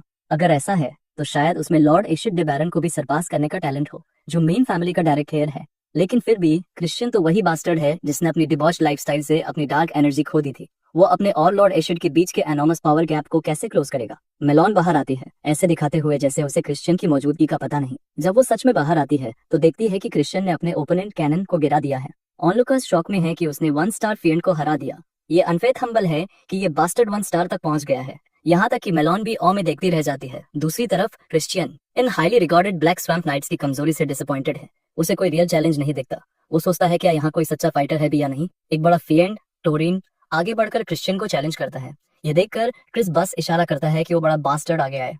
वो अंदर ही अंदर खुश है कि ये क्लाउन्स उसके ट्रैप में गिर रहे हैं। टोरिन फाइट के लिए उत्साहित तलवार घुमाता है और दोनों के बीच फेयरस बैक एंड फोर्थ शुरू हो जाती है, जैसे जैसे वारों का आदान प्रदान होता है। क्रिस सोचता है कि उसे उम्मीद नहीं थी कि ये लोग उसे अपने नाइट्स की सीक्रेट टेक्निक्स सिखाएंगे। वो अपने ओपोनेंट की हर मूवमेंट नोट कर रहा है, दिमाग में टेक्निक्स मैप कर रहा है। ज्यादा देर नहीं लगती उसे समझने में कि टोरिन जिस स्वॉर्ड्समैनशिप टेक्निक का इस्तेमाल कर रहा है वो मशहूर मर्ड स्वॉर्ड्समैनशिप है। टेक्निक नोट करने के बाद वो खुद उसे ट्राई करने का फैसला करता है। जैसे ही वो करता है वो टोरिन के चेहरे पर एक प्रिसाइज स्ट्राइक मारता है। बस इतना काफी था कि कभी ताकतवर टोरिन जमीन चूम ले। हमेशा की तरह बाकी फ्रेंड्स, यहाँ तक कि डिप्टी कमांडर मेलॉन भी एब्सोल्यूट ऑ में है। अब उसे पूरी तरह यकीन हो गया है कि थॉर्न के खिलाफ क्रिश्चियन की जीत कोई फ्लूक नहीं थी। और एक बार फिर हमारा लड़का अपनी डिसअपॉइंटमेंट जाहिर करता है। इस सबसे पहले वो इन नाइट्स को बहुत हाई रिकॉर्ड में रखता था, लेकिन अब ये बस पंचिंग बैग्स निकल आए हैं। फिर वो सीधा डिप्टी कमांडर मेलॉन पर शेड फेंकता है कि उसने ऐसे वीक और पैथेटिक वॉरियर्स को नर्चर किया है। साइडलाइन पर खड़े फ्रेंड्स अच्छी तरह जानते हैं कि क्रिश्चियन को डिप्टी कमांडर मेलॉन से पंगा नहीं लेना चाहिए, और मेलॉन भी यही सोचती है। उसे पूरा यकीन है कि क्रिश्चियन की अनएक्सपेक्टेड विक्ट्रीज उसके सिर पर चढ़ गई हैं। लेकिन हमारा लड़का अपनी प्राउएस प्रूव करने के लिए रेडी है, और ऐसा करने के लिए वो उसे डायरेक्ट चैलेंज कर देता है। बेशक वो लेडी इस बैट को पकड़ लेती है। गुस्से में वो अपनी तलवार इतनी जोर से घुमाती है कि सिर्फ प्रेशर से उनके नीचे की जमीन चकनाचूर हो जाती है। अब तक वो पूरी तरह कंट्रोल खो रही है। लगातार ह्यूमिलिएशन के बाद उसका रेज उबल रहा है जो क्रिश्चियन ने उसे दिया है। ये पावर डिस्प्ले दिखाने के लिए है कि अगर वो चाहे तो सेकंड्स में उसे खत्म कर सकती है। हमारा लड़का ये मानने से नहीं कतरा था कि फुल स्ट्रेंथ में उसका अपर हैंड है, लेकिन वो कहता है ये फेयर नहीं है। रूल्स के हिसाब से डार्क एनर्जी का इस्तेमाल सिर्फ 1 स्टार लेवल तक के ओपोनेंट्स के खिलाफ ही अलाउड है, और क्योंकि वो खुद सिर्फ 1 स्टार लेवल पर है वो उसके खिलाफ डार्क मैजिक यूज नहीं कर सकती। वो सिर्फ डार्क एनर्जी यूज कर सकती है। वो क्लेम करता है कि फेयर यही होगा कि वो वुडन स्वॉर्ड से फाइट करे। मेलॉन उसकी सजेशन मान लेती है। इस हैंडीकैप के साथ भी उसे यकीन है कि वो सिर्फ वुडन स्वॉर्ड से उसकी टांगे तोड़ सकती है। जिबर जैबर में टाइम वेस्ट करने की जरूरत नहीं, बैटल शुरू हो। डिप्टी कमांडर मेलॉन इनिशिएटिव लेती है, अपनी तलवार क्रिश्चियन पर गिराते हुए। वो उसके डायरेक्ट अटैक को अपनी तलवार से ब्लॉक करता है और दोनों के बीच फियरस ब्लोज का एक्सचेंज शुरू हो जाता है। उनकी मूवमेंट इतनी फास्ट है कि ऑनलुकर्स ठीक से फॉलो भी नहीं कर पा रहे हैं, और जो और भी माइंड बॉबलिंग है, क्रिश्चियन उसके सामने टिक कर खड़ा है। यहाँ तक कि मेलॉन खुद अगिटेट होने लगती है। ये समझकर कि उसका कोई अटैक लैंड ही नहीं हो रहा। भले ही वो एक वीकलिंग है और उसके सामने चांस नहीं होना चाहिए, लेकिन सिचुएशन अजीब तरह से पिछली फाइट्स जैसी है जहां उसके ओपोनेंट्स एक भी ब्लो लैंड नहीं कर पाए थे। उसके चेहरे पर डिस्टेरस देखकर क्रिस खुद को रोक नहीं पाता और उस पर ताने मारता है, जिससे वो और इरिटेट हो जाती है। वो अपनी तलवार उठाती है, उसे डार्क एनर्जी से चार्ज करती है और जोर से नीचे मारती है, लेकिन क्रिश्चियन उसे आसानी से डॉज कर देता है। उसकी तरफ चार्ज करता है और सीधे उसके चेहरे पर जोरदार हेड स्मैश मारता है। इम्पैक्ट से उसकी नाक फट जाती है। ये स्ट्राइक हमारे लड़के की तरफ से कैलकुलेटेड रिस्क था। उसे एहसास हुआ था कि जब तक मेलॉन की डार्क मैजिक बाउंड है, वो सिर्फ फिजिकल स्ट्रेंथ से ऐसे ओपनिंग को ब्लॉक नहीं कर पाएगी। उसका हंच बिल्कुल सही निकला। अगर मेलॉन सिर्फ स्वॉर्ड पर फोकस करने वाली फिएंड होती तो ये काम नहीं करता। खून गिरने के बाद कोल्ड स्वेट में जाने के बजाय मेलॉन जोर से हंस पड़ती है। उसे ये अजीब तरह से क्यूट और फनी लगता है, क्योंकि उसने कभी एक्सपेक्ट नहीं किया था कि वो उसे हेडबट मारेगा। आखिरकार वो मान लेती है कि उसे उस पर डाउन लुक नहीं करना चाहिए था और वादा करती है कि वो खुद उसे एक्स्ट्रा अटेंशन देगी ताकि उसका ग्रोथ बढ़े। लेकिन तभी क्रिश्चियन एक शॉकिंग बात बताता है। जब उसने उसे हेडबट मारा, उसने उसकी गर्दन पर स्क्रैच भी किया था। अगर उसके नाखूनों पर पॉइजन लगा होता तो वो अब तक गई थी। मेलॉन ईमानदारी से अपनी डिफीट स्वीकार करती है और कहती है कि वो उसकी कोई भी विश पूरी करेगी। हालांकि वो उससे एक और ड्यूड चाहती है। क्रिस को रिमैच से कोई प्रॉब्लम नहीं, लेकिन वो बदले में एक रिक्वेस्ट रखता है। ये एक शॉकिंग रिक्वेस्ट है। मेलॉन के लिए ये इम्पॉसिबल डिमांड है। उसकी लॉयल्टी डार्क मैजिक क्लैन की मेन फैमिली हाउस बैरन के साथ है। क्रिस समझता है कि वो क्या इशारा कर रही है, लेकिन उसे भरोसा दिलाता है कि जब वो क्लैन का अगला लीडर बनेगा तब ये सब मायने नहीं रखेगा, क्योंकि आखिरकार वो टॉप डॉग होगा। मेलॉन ये सुनकर हैरान रह जाती है, इसे विशफुल थिंकिंग मानते हुए। आखिर 5 यंग लॉर्ड्स हैं जिन्हें सक्सेशन राइट्स मिले हैं और वो सब मेन फैमिली के डायरेक्ट डिसेंडेंट्स हैं। क्रिश्चियन एक बास्टर्ड होने के नाते कोई चांस नहीं रखता। खैर, वो एक और ड्यूल का चैलेंज एक्सेप्ट करता है, लेकिन अगली फाइट 1 महीने बाद होगी और कोई रेस्ट्रिक्शन नहीं होगा, मतलब दोनों ऑल आउट जा सकते हैं। मेलॉन को इससे कोई दिक्कत नहीं। दरअसल वो पहले से उसकी ह्यूमिलेटिंग डिफीट इमेजिन कर रही है। क्रिस उसे वार्न करता है कि इतना श्योर मत हो, आखिर दुनिया अनप्रेडिक्टेबल है। इसके साथ वो उसे फेयरवेल कहता है और 1 महीने बाद मिलने का वादा करता है। वो मन ही मन कसम खाता है कि उसे एहसास दिलाएगा उसकी असली लॉयल्टी कहाँ होनी चाहिए। बाद में क्रिश्चियन डिप्टी कमांडर मेलॉन की रिकमेंडेशन लेटर अपने पिता को पेश करता है। लेटर देते वक्त वो फिएंड्स की लैकलस्टर फंडामेंटल्स पर फीडबैक भी देता है और सजेस्ट करता है कि उनकी ट्रेनिंग पर ज्यादा फोकस होना चाहिए। सीन शिफ्ट होता है थोड़ी देर पहले की ओर, जहां मेलॉन क्रिश्चियन से बैटलफील्ड पर भिड़ने के बाद उसके ग्रोथ के बारे में सब कुछ उसके पिता को बताती है। लो स्टार रैंक होने के बावजूद उसने सॉलिड फाउंडेशन वाले ओपोनेंट्स को आसानी से हरा दिया और यहाँ तक कि मेलॉन खुद उसकी अनएक्सपेक्टेड स्किल से हम्बल हो गई। वो मानती है कि उसने फाइट एंजॉय की, हालांकि डिफीट ने उसे सरप्राइज कर दिया। वर्तमान में काउंट अपने बेटे को घूरते रहते हैं, एक लंबा साइलेंट मोमेंट लेते हुए ये कंफर्म करने के लिए कि सामने खड़ा इंसान सच में क्रिश्चियन ही है। आखिरकार वो अपना हाथ बढ़ाते हैं और लाइब्रेरी की उसे थमा देते हैं। बाद में क्रिश्चियन की पकड़ में की आते ही उसे सेटिस्फैक्शन महसूस होता है। सिर्फ लाइब्रेरी की नहीं, उसने मेलॉन का ट्रस्ट भी जीत लिया है। दरअसल मेलॉन डार्क मैजिक क्लैन की मेन फैमिली की फिएंड है। एज ऑफ डिस्ट्रक्शन के दौरान वो 6 स्टार हाई फिएंड थी। अगर क्रिश्चियन पूरे डार्क मैजिक क्लैन पर कंट्रोल चाहता है तो उसे उसका साथ चाहिए। उसने अभी पूरी तरह उसे अपने पक्ष में नहीं किया, लेकिन उसे भरोसा है कि 1 महीना काफी होगा। अपनी अचीवमेंट्स पर प्राउड फील करते हुए चलते चलते उसे काउंट खजार का कंफ्यूज्ड लेकिन प्राउड एक्सप्रेशन याद आता है। क्रिस समझता है कि फिएंड्स में भी फैमिलियल अटैचमेंट्स होते हैं और वो देख सकता है कि काउंट खजार उसके पिछले जीवन वाले पिता से कहीं बेहतर है। इसी वजह से वो खुद से वादा करता है कि वो अपने नए पिता को प्राउड फील करवाएगा। लाइब्रेरी के अंदर पहुंचकर क्रिस डोमिनियन ऑफ लाइट में फॉरबिडन सारे ग्रिमोर्स नोटिस करता है, जैसे ब्लड मैजिक, समनिंग स्टडीज और कर्स स्टडीज। वो शेल्फ से एक किताब निकालता है, लेकिन जैसे ही निकालता है उसकी इविल स्पिरिट मेड अचानक प्रकट होती है, उसे चौंकाते हुए।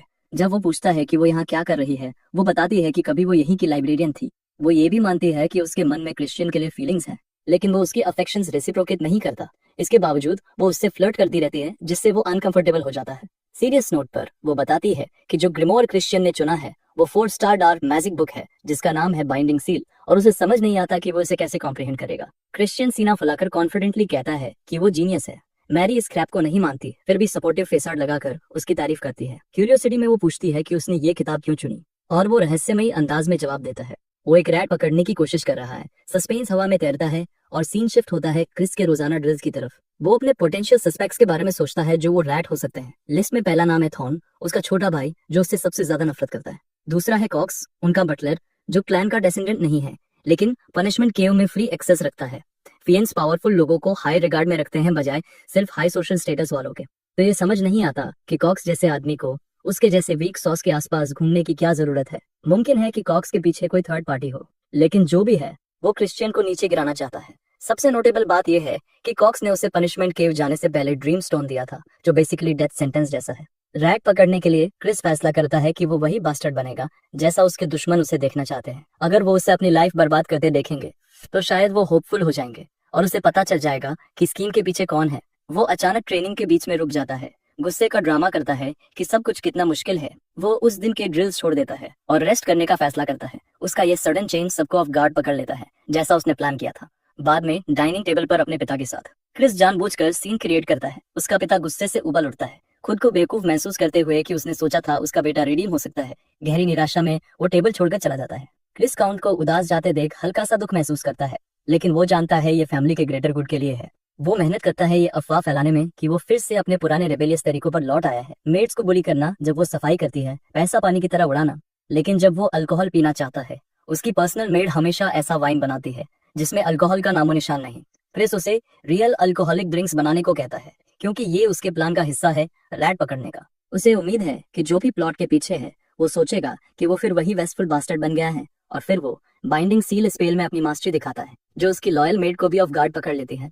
अब सवाल ये है, रैट आखिर है कौन, और एक महीने बाद का अनरिस्ट्रिक्टेड ड्यूल क्या पूरा पावर शिफ्ट लेकर आएगा? वो ये देखकर पूरी तरह बेवकूफ सी रह जाती है कि उसने पहले ही स्पेल मास्टर कर लिया है। लेकिन क्रिस बिना टाइम वेस्ट किए अपने जीनियस होने का ढिंडोरा पीटने लगता है। वही बात जो वो शुरू से क्लेम करता आया है। वो समझाता है कि जितना टाइम उसने बाहर से ट्रबल क्लियर करने में बिताया, उतना ही सीक्रेटली वो मल्टीपल स्पेल्स मास्टर करने के लिए स्टडी भी कर रहा था। वो अभी सेलिब्रेट भी नहीं कर पाता कि उसका छोटा भाई थॉर्न बिना अनाउंस किए उसके कमरे में घुस आता है। ये देखते ही क्रिश्चियन तुरंत अपना मेंटल स्विच फ्लिप करता है और एकदम से सोबर जीनियस से बदलकर ड्रंकन डिजेंडेड बास्टर्ड बन जाता है, एक लूजर का रोल प्ले करते हुए।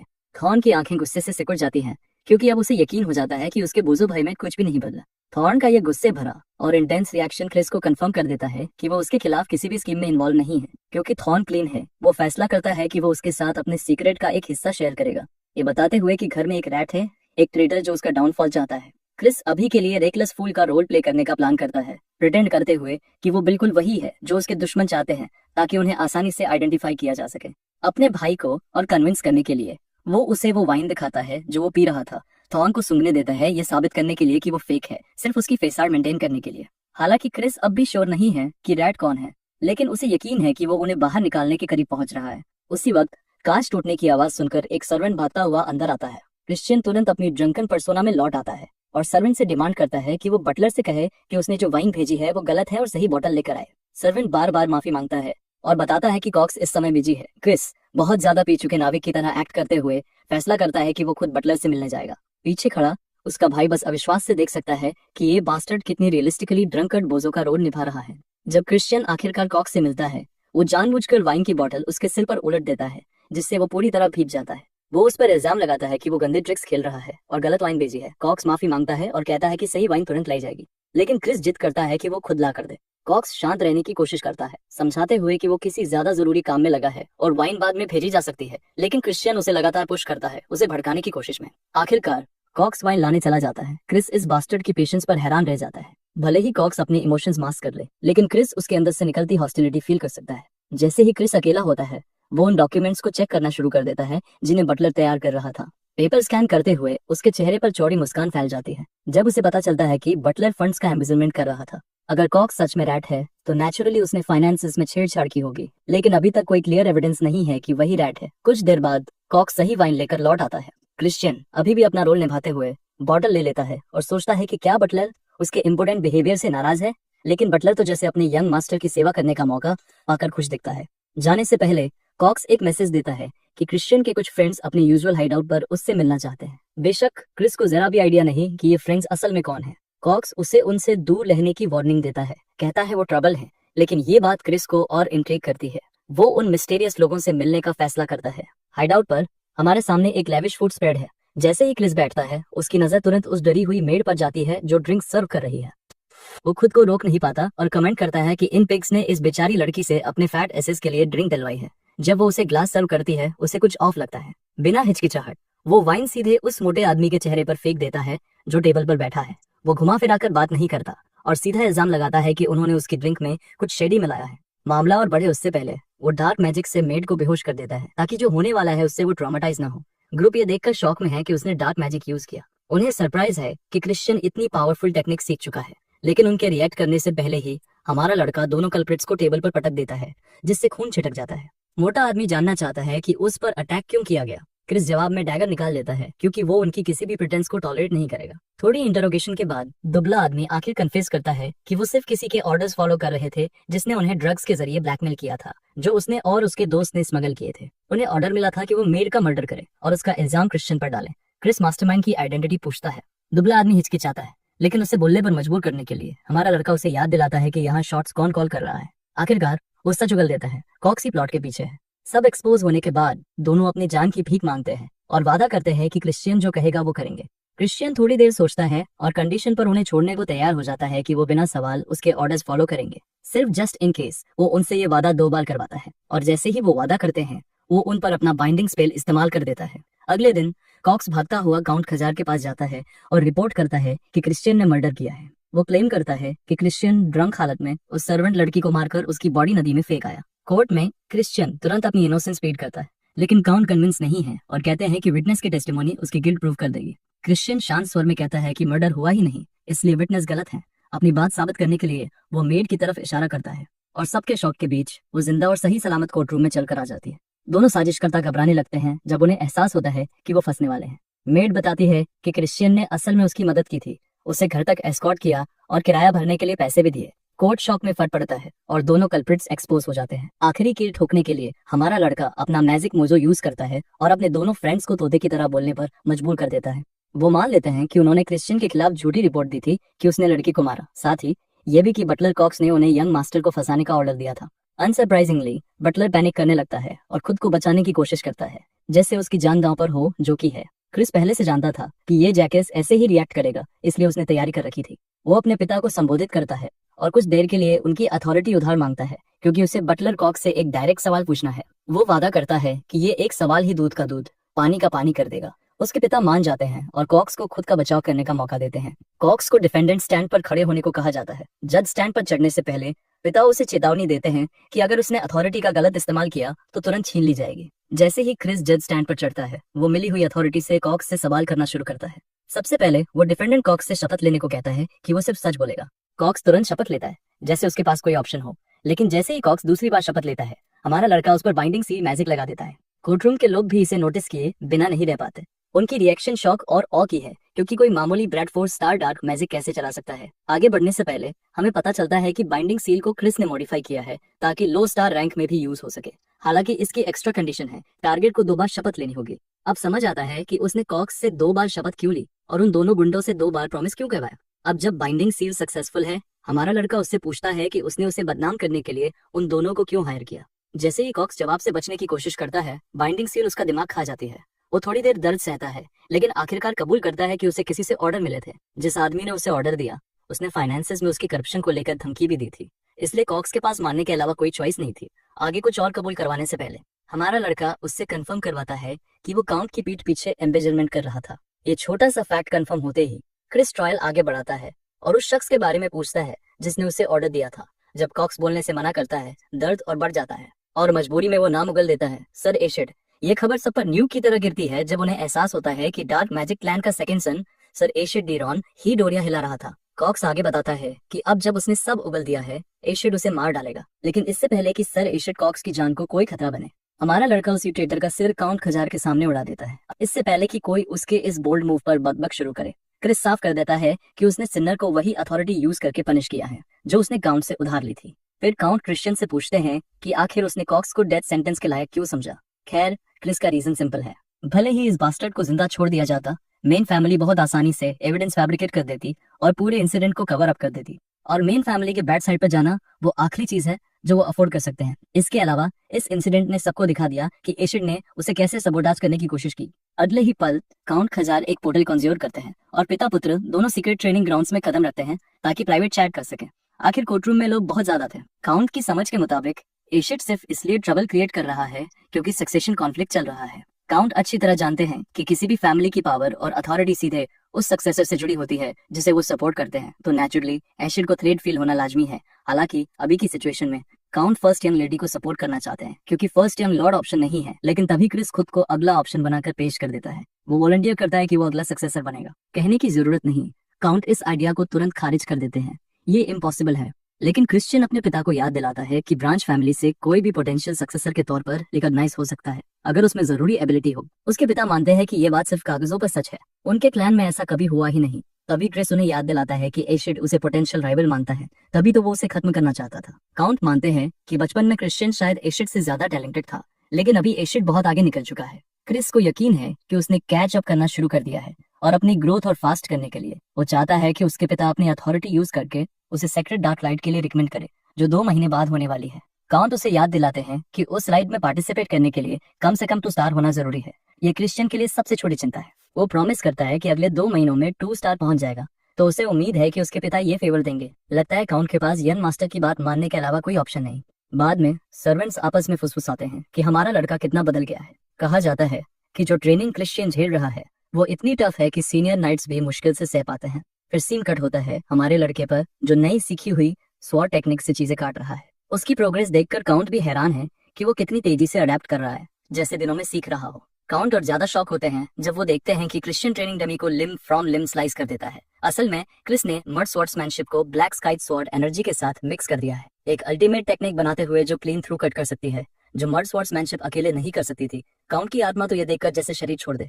नॉर्मली 2 टेक्निक्स एक साथ यूज करने से कर्स कास्ट करना मुश्किल हो जाता है, लेकिन क्रिस इसे सुपर इजी कहकर टाल देता है। असल में उसके लिए तो ये इनकन्वीनियंस भी नहीं। 15 दिन गुजर जाते हैं और हम देखते हैं कि हमारा लड़का जमीन पर पूरी तरह ड्रेन्ड पड़ा है। ये बंदा कॉम्प्लेक्स स्वॉर्ड्समैनशिप मोजो कर सकता है, लेकिन रनिंग के बाद कार्डियो का स्ट्रेन नहीं झेल पाता। सबसे बुरा ये कि इसमें चीट करने का कोई तरीका नहीं, क्योंकि स्टैमिना धीरे धीरे जमा होती है। जैसे ही वो सांस संभालता है, डिप्टी कमांडर मेलॉन अचानक प्रकट हो जाती है। वो बस उसे सॉफ्ट रिमाइंडर देने आई है कि उनका ड्यूल पास ही है। वो मानती है कि भले ही वो अपनी पूरी कोशिश कर रहा हो, फिर भी पावर गैप बंद करने के लिए ये काफी नहीं। इसलिए उसका उसे घुटनों पर लाने का सपना सिर्फ उसके दिमाग में है। लेकिन क्रिस कॉन्फिडेंट है वो इस थॉट को रियलिटी बनाएगा। उसे उसका वॉरियर स्पिरिट पसंद आता है। जाने से पहले वो उसकी तारीफ करती है और उम्मीद करती है कि वो अपना बेस्ट वर्जन बाहर लाए ताकि वो उसे एंटरटेन कर सके। कॉन्टेक्स्ट के लिए मेलॉन फिलहाल अपर 4 स्टार है। एक सिंगल स्टेज में 3 टीयर्स होते हैं, लोअर, मिडिल और अपर। लेकिन लगता है हमारे भाई के पास इस गैप को ओवरकम करने का परफेक्ट प्लान है। बाद में वो अपनी इविल स्पिरिट मेड मैरी से मिलता है, जो ड्रॉप डेड गॉर्जियस लग रही है। क्योंकि ये उनका पहला आउटिंग है साथ में, उसने ठीक से ड्रेस अप किया है। लगभग ऐसा लगता है जैसे वो इसे डेट बना रही हो। क्रिश्चियन साफ इनकार करता है कि उसने उसे इनवाइट किया है, उसने तो बस कहा था कि उसके बैग्स तैयार करे बस। लेकिन मैरी जिस तरह ऑब्सेसिव दिख रही है, बेचारे को ब्रेक मिलना मुश्किल है। उसने अपने पिता से भी पूछा था कि क्या वो इस obsessive love struck evil spirit से छुटकारा पा सकता है और कोई ह्यूमन अटेंडेंट मिल सकती है। लेकिन उसके पिता ने उसे मास्टर सर्वेंट कॉन्ट्रैक्ट याद दिलाया, जो क्रिश्चियन और मैरी के बीच है। आखिर एक हाई रैंक बेंची को कॉन्ट्रैक्ट के बिना मैनेज नहीं किया जा सकता। सबसे बुरा ये कि अगर वो ये कॉन्ट्रैक्ट कैंसिल करना चाहता है तो उसे मैरी के साथ डीप किस करनी होगी। वर्तमान में वापस क्रिश्चियन फिर याद दिलाता है कि वो साथ नहीं आ सकती, क्योंकि वो ऐसी जगह जा रहा है जहाँ बहुत लोग होंगे। उसे डर है कि उसकी स्पिरिचुअल एनर्जी से लोग हर्ट हो सकते हैं, जो उसे पसंद नहीं। और ये गिल्ट ट्रिप मारती है कि उसने दशकों से बाहर की दुनिया नहीं देखी। आखिरकार वो उसे मना लेती है। क्रिश्चियन अनमने मन से उसे साथ आने की परमिशन देता है, लेकिन कहता है कि वो दूसरों से दूर रहे।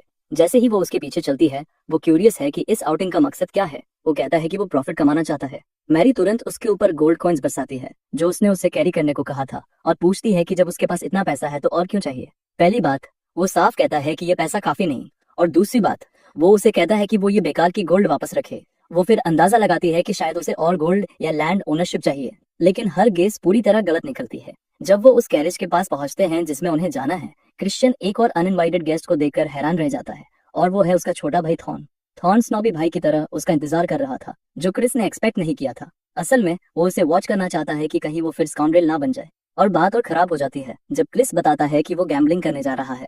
बंदा पोर्टफोलियो टाइप लाइफ चाहता है। गैम्बलिंग बुरी चीज नहीं, खासकर क्योंकि वो डेमंस हैं और ये उनके किंग द्वारा रिकमेंडेड एक्टिविटी है। सब सही रहे इसके लिए थॉर्न उसके साथ जाना चाहता है। क्रिस को लगता है कि वो सच में उसकी चिंता करने लगा है। वो उसे चिढ़ाता है, जिससे उसका बेबी भाई फनी रिएक्शन देता है।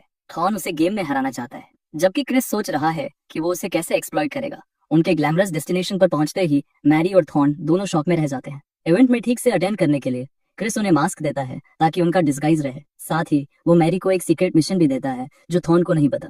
थॉर्न को बस फॉलो करने को कहता है, और थोड़ी देर बाद वो बिल्डिंग के अंदर जाते हैं। तुरंत आसपास के लोग उन्हें जोक समझते हैं। आखिर वो फ्रेश बैट लग रहे थे अपनी पॉकेट्स लाइन करने के लिए। मूड में आकर क्रिस अपने भाई से बेट लगाता है।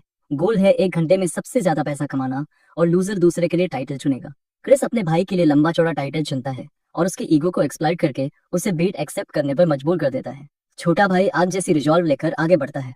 जहाँ तक क्रिस की बात है, पहला गेम वो आसानी से जीत जाता है, लेकिन वो गैम्बलिंग den के डार्क सीक्रेट्स जानता है। हाउस चालाक होता है, शुरुआत में छोटे छोटे विन देकर तुम्हारे ईगो को गोट करता है, और जैसे ही तुम बड़ा बेट लगाते हो नीचे से जमीन खींच लेता है। क्रिस ये सब जानता था, लेकिन उसका भाई नहीं। वो ट्रैप में फंसकर हारता जाता है, और ऊपर से क्रिस उसे चढ़ाता भी है ताकि वो और ज्यादा हारे। जैसे ही वो बहस कर रहे होते हैं कितने पैसे गए, क्रिस नोटिस करता है कि कॉनमैन की नजर उसके भाई पर टिक चुकी है। उसे एहसास है कि वो जल्द ही बच्चे को एक्सप्लॉइट करेंगे। चिढ़कर थॉर्न फिर गैम्बल करने जाता है क्रिस की वार्निंग के बावजूद, लेकिन अंदर से यही तो क्रिस चाहता है। कुछ समय बाद थॉर्न और हार जाता है। उधर मैरी इनविजिबल होकर उन सभी कॉनमैन को ट्रैक कर चुकी है जो उनके खिलाफ काम कर रहे थे।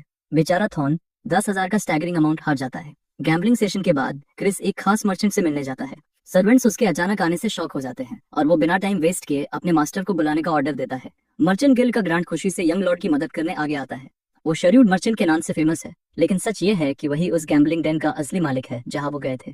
क्रिस उस बास्टर्ड से प्राइवेट चेक की रिक्वेस्ट करता है, उस पर इल्जाम लगाते हुए कि उसके कॉनमैन ने उसके बेबी ब्रदर को स्कैम किया है। अपनी सफाई में मर्चेंट कहता है कि उसे अपने आदमियों की हरकतों पर कंट्रोल नहीं है, क्योंकि वो सिर्फ गैम्बलिंग हॉल का ओनर है। लेकिन मैरी उस आदमी के अंदर लिटरली मौत का डर भर देती है, और वो घुटनों पर गिरकर माफी मांगने लगता है। वो रहम की भीख मांगता है और कहता है कि जो भी ट्रबल हुआ है उसका कंपेंसेशन देने को तैयार है। बातचीत बिल्कुल वही पहुंचती है जहां क्रिस चाहता था, और वो डैमेज के लिए 10 लाख रुपए की डिमांड करता है। यहाँ तक कि मर्चेंट भी उसकी डिमांड सुनकर शॉक हो जाता है और कहता है कि उनके पास इतना कैश नहीं है। तो ये बंदा गेम गिरा देता है और सीधा 2 लाख रुपए तक नीचे आ जाता है।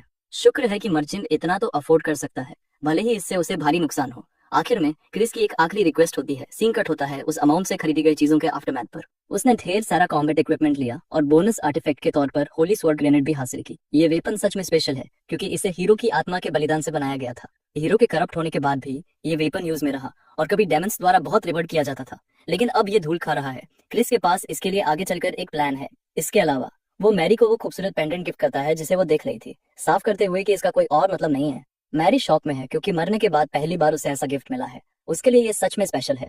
अपने फैसले से सेटिस्फाइड होकर क्रिस कहता है कि अब घर लौटने का टाइम है। मैरी सबसे खुश मुस्कान के साथ जवाब देती है और ऑफर करती है कि अब से उसे और ब्लड जूस देगी, जो अजीब लगता है जब तक वो ये रिवील नहीं करती कि जो स्ट्रॉबेरी जूस वो खुशी से पी रहा था उसमें पहले से थोड़ा सा वो मिला हुआ था। भाई दिल से प्रार्थना कर रहा है कि ये उसकी तरफ से कोई ट्विस्टेड जोक हो। साथ ही क्रिस को एहसास होता है कि वो किसी को भूल रहा है। असल में वो थॉर्न है, जिसे लूटा गया जब तक कि उसके पास सिर्फ 1 रुपया बचा। थॉर्न अपने भाई पर दहाड़ता है कि वो उसे छोड़कर सो गया, क्योंकि वो लगभग स्लेव की तरह बेच दिया जाता अगर किसी ने उसे पहचान ना लिया होता। नींद से भरा ये बंदा थॉर्न को याद दिलाता है कि उसे अब उसे एक अलग नाम से बुलाना चाहिए।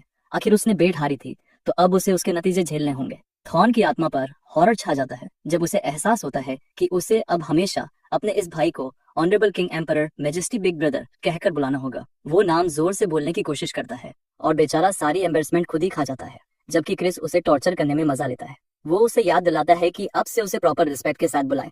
थॉर्न गुस्से में चला जाता है, कसम खाते हुए कि एक दिन टेबल पलटेगा, लेकिन शायद वो दिन कभी नहीं आएगा। मस्ती भरा क्रिस जानता है कि भविष्य में उसकी मौत इसी लड़के के हाथों होगी, और उसे पता है कि स्कम्बैग एशिड इसमें इन्वॉल्व है। डार्क मैजिक क्लैन के एक्टिंग पैट्रियार्क लैंगम का बेटा होने के नाते एशिड को फैमिली का टॉप हेयर कहा जाता है। भले ही क्रिस असली क्रिश्चियन नहीं है, बल्कि उसकी बॉडी में है। भविष्य में उसके साथ क्या होने वाला है ये जानते हुए वो एशिड से बदला लेने की ठान चुका है, लेकिन फिलहाल उसे मेलॉन का पूरा सपोर्ट चाहिए। होली ब्लेड ग्रेनेड ने अपनी लाइफ में कई चैलेंज देखे हैं, और फिर भी अब कोई उसे छूता नहीं, क्योंकि कोई उसे जीत नहीं पाया। हमारा लड़का जानना चाहता है कि वो उस लिस्ट में कहाँ खड़ा है, और वो उसे कसकर पकड़ लेता है। अचानक उसे हल्का झटका लगता है, मतलब स्वॉर्ड को उसकी डार्क मैजिक पसंद नहीं, जो एक्सपेक्टेड है क्योंकि वो लाइट का प्रतिनिधित्व है। लेकिन भाई इस बार रूल्स मोड़ने को तैयार है और मानता है कि उसकी मैजिक पावर का पैटर्न डिकोड कर ले तो काम हो जाएगा। फिर वो ब्लेड पर लगातार वार करना शुरू कर देता है, ये जानते हुए कि कुछ न कुछ असर हो रहा है। अपनी कन्विक्शन दिखाते हुए क्रिस कहता है कि उसके पास पूरी दुनिया का टाइम है इस वेपन को तब तक बीतने का जब तक वो सरेंडर करके उसे ओबे न करे। सबसे मजेदार बात यह है कि वेपन भी उसकी बात सुनकर जैसे कांप रहा है। कुछ दिन बाद क्रिस ट्रेनिंग ग्राउंड्स में अपने पिता से मिलने आता है। उसके सामने एक जानी पहचानी महिला खड़ी है, और उसे एहसास होता है कि ये ब्लैक शैडो नाइट्स की कमांडर मैरियन है। वो खूबसूरत और सख्त लेडी है। उसकी लंबी हिस्ट्री है, क्योंकि वो एल्डर क्लैन हेड की बेटी है और डार्क मैजिक क्लैन की मास्टर भी, साथ ही उसके पिता और लैंगम की बड़ी बहन। मैरियन एल्डर क्लैन हेड की प्रोटेक्टर है और क्लैन की सीक्रेट मिशन संभालती है, मतलब वो क्लैन की एलिट में सबसे खतरनाक है। क्रिस की क्यूरियोसिटी बढ़ जाती है कि वो यहाँ क्या कर रही है। काउंट खजार बताते हैं कि मैरियन कॉक्स के मामले को सुलझाने आई है, और उसे ये पसंद नहीं कि क्रिस ने इतनी जल्दबाजी में उसकी जान ले ली। क्रिस सोचता है कि शायद वो एशिड की एलाय हो सकती है और वो मुसीबत में है। वो मजाकिया अंदाज में कहता है कि इतनी बड़ी हस्ती का ऐसे छोटे मामले में आना दिलचस्प है। मैरियन कहती है कि वो कॉक्स के लिए नहीं बल्कि क्रिस के लिए आई है, ये सुनते ही क्रिस सोचता है कि शायद उसे गोल्डन टिकट मिल गया है एल्डर क्लैन हेड को जीतने का। लेकिन मैरियन मानती है कि एक 2 स्टार वॉरियर की स्ट्रेंथ पर मेलॉन को चैलेंज करना घमंड है। वो मैच कैंसिल करने की भी बात करती है, लेकिन हमारा लड़का हार मानने वाला नहीं। वो ग्रेनेड पर अपने कंट्रोल का खुलासा करता है, जिससे वो शॉक हो जाती है। मैरियन को यकीन नहीं होता कि वो इतना ट्रबल मेकर है और अपने भाई को भी डांटती है कि उसने अपने बेटे के बारे में गलत बातें कही थी। आखिर क्रिस अपकमिंग मैच में होली स्वॉर्ड यूज करने वाला था। वो उसे चिढ़ाता है, पूछते हुए कि क्या उसे ऐसा वेपन यूज करने की इजाजत नहीं, क्योंकि उसका मकसद सिर्फ जीतना है। मैरियन कहती है कि एल्डर क्लैन हेड भी ग्रेनेड को जीत नहीं पाए थे, तो एक लड़का इसका यूज करके बस अपना डूम बुला रहा है। लेकिन क्रिस उसकी ईगो से खेलने के मूड में है और पूरी तरह ब्लेड अनशीथ कर देता है, दिखाते हुए कि वो उसके कंट्रोल में है। पहले मैरियन को लगता है ये ट्रिक है या फेक है, लेकिन जैसे ही वो ब्लेड पकड़ती है उसका हाथ जल जाता है और वो उसे छोड़ देती है। उसे यकीन नहीं होता कि क्रिस उसे ऐसे कैजुअली उठा रहा है। वो असली कारण नहीं बताता, लेकिन कहता है कि वो जीनियस है, इसलिए इम्पॉसिबल कर सकता है। उसकी कॉन्फिडेंट डिक्लेरेशन उसके पिता को इम्प्रेस करती है। तभी मेलॉन भी बातचीत में शामिल हो जाती है। वो इम्प्रेस है कि उसने ब्लेड टेम किया, लेकिन कहती है कि बैटल का रिजल्ट नहीं बदलेगा क्योंकि आज उसका आखिरी दिन होगा। बैटल शुरू होती है मेलॉन के हेवी स्विंग से और हमारा लड़का डिफेंस पर चला जाता है। उसकी स्पीड और स्ट्रेंथ बिना रेस्ट्रिक्शन के बिल्कुल अलग लेवल पर है। ब्लेड्स टकराते हैं और क्रिस का कॉन्फिडेंस थोड़ा डगमगाता है। ग्रेनेड होली स्वॉर्ड होने की वजह से मेलॉन की डार्क पावर को असर करता है। वो मेलॉन को पीछे धकेल रहा है, जिससे काउंट खजार हैरान है। मैरियन समझाती है कि क्रिस हर सेकंड डेमन एनर्जी एडजस्ट कर रहा है ताकि होली स्वॉर्ड का बैकलैश ना झेले। थोड़ा पीछे हटकर मेलॉन पूछती है कि क्या वो उसकी मूवमेंट प्रेडिक्ट कर रहा था। क्रिस मुस्कुराकर कहता है कि उसकी नजर तेज है। वो जानता है कि हर अटैक के लिए एक इनिशियल स्टांस चाहिए, जैसे डाउनवर्ड स्ट्राइक के लिए हाथ उठाना पड़ता है और शोल्डर मूवमेंट दे देते हैं। ये डिटेल प्रोफेशनल हो या बिगिनर नहीं बदलती। मेलॉन अब पूरी ताकत लगाने का फैसला करती है और बाइंडिंग स्पेल से उसे पकड़ लेती है। वो उसे याद दिलाती है कि वो सिर्फ स्वॉर्ड फाइटर नहीं, एक मैच भी है। लेकिन क्रिस प्यूरिफिकेशन आर्टिफैक्ट से उसे आसानी से डिस्पेल कर देता है। भाई को अपने पिता के आर्टिफैक्ट के लिए थैंक करना चाहिए, भले ही काउंट को याद नहीं कि उन्होंने दिया। क्रिस हंसकर कहता है कि वो अच्छा चोर है। साथ ही वो मानता है कि इक्विपमेंट भी स्किल का हिस्सा है। ये कहते हुए वो एक स्फीयर फेंकता है जो हवा में फटता है। मेलॉन डिस्टर्ब होती है।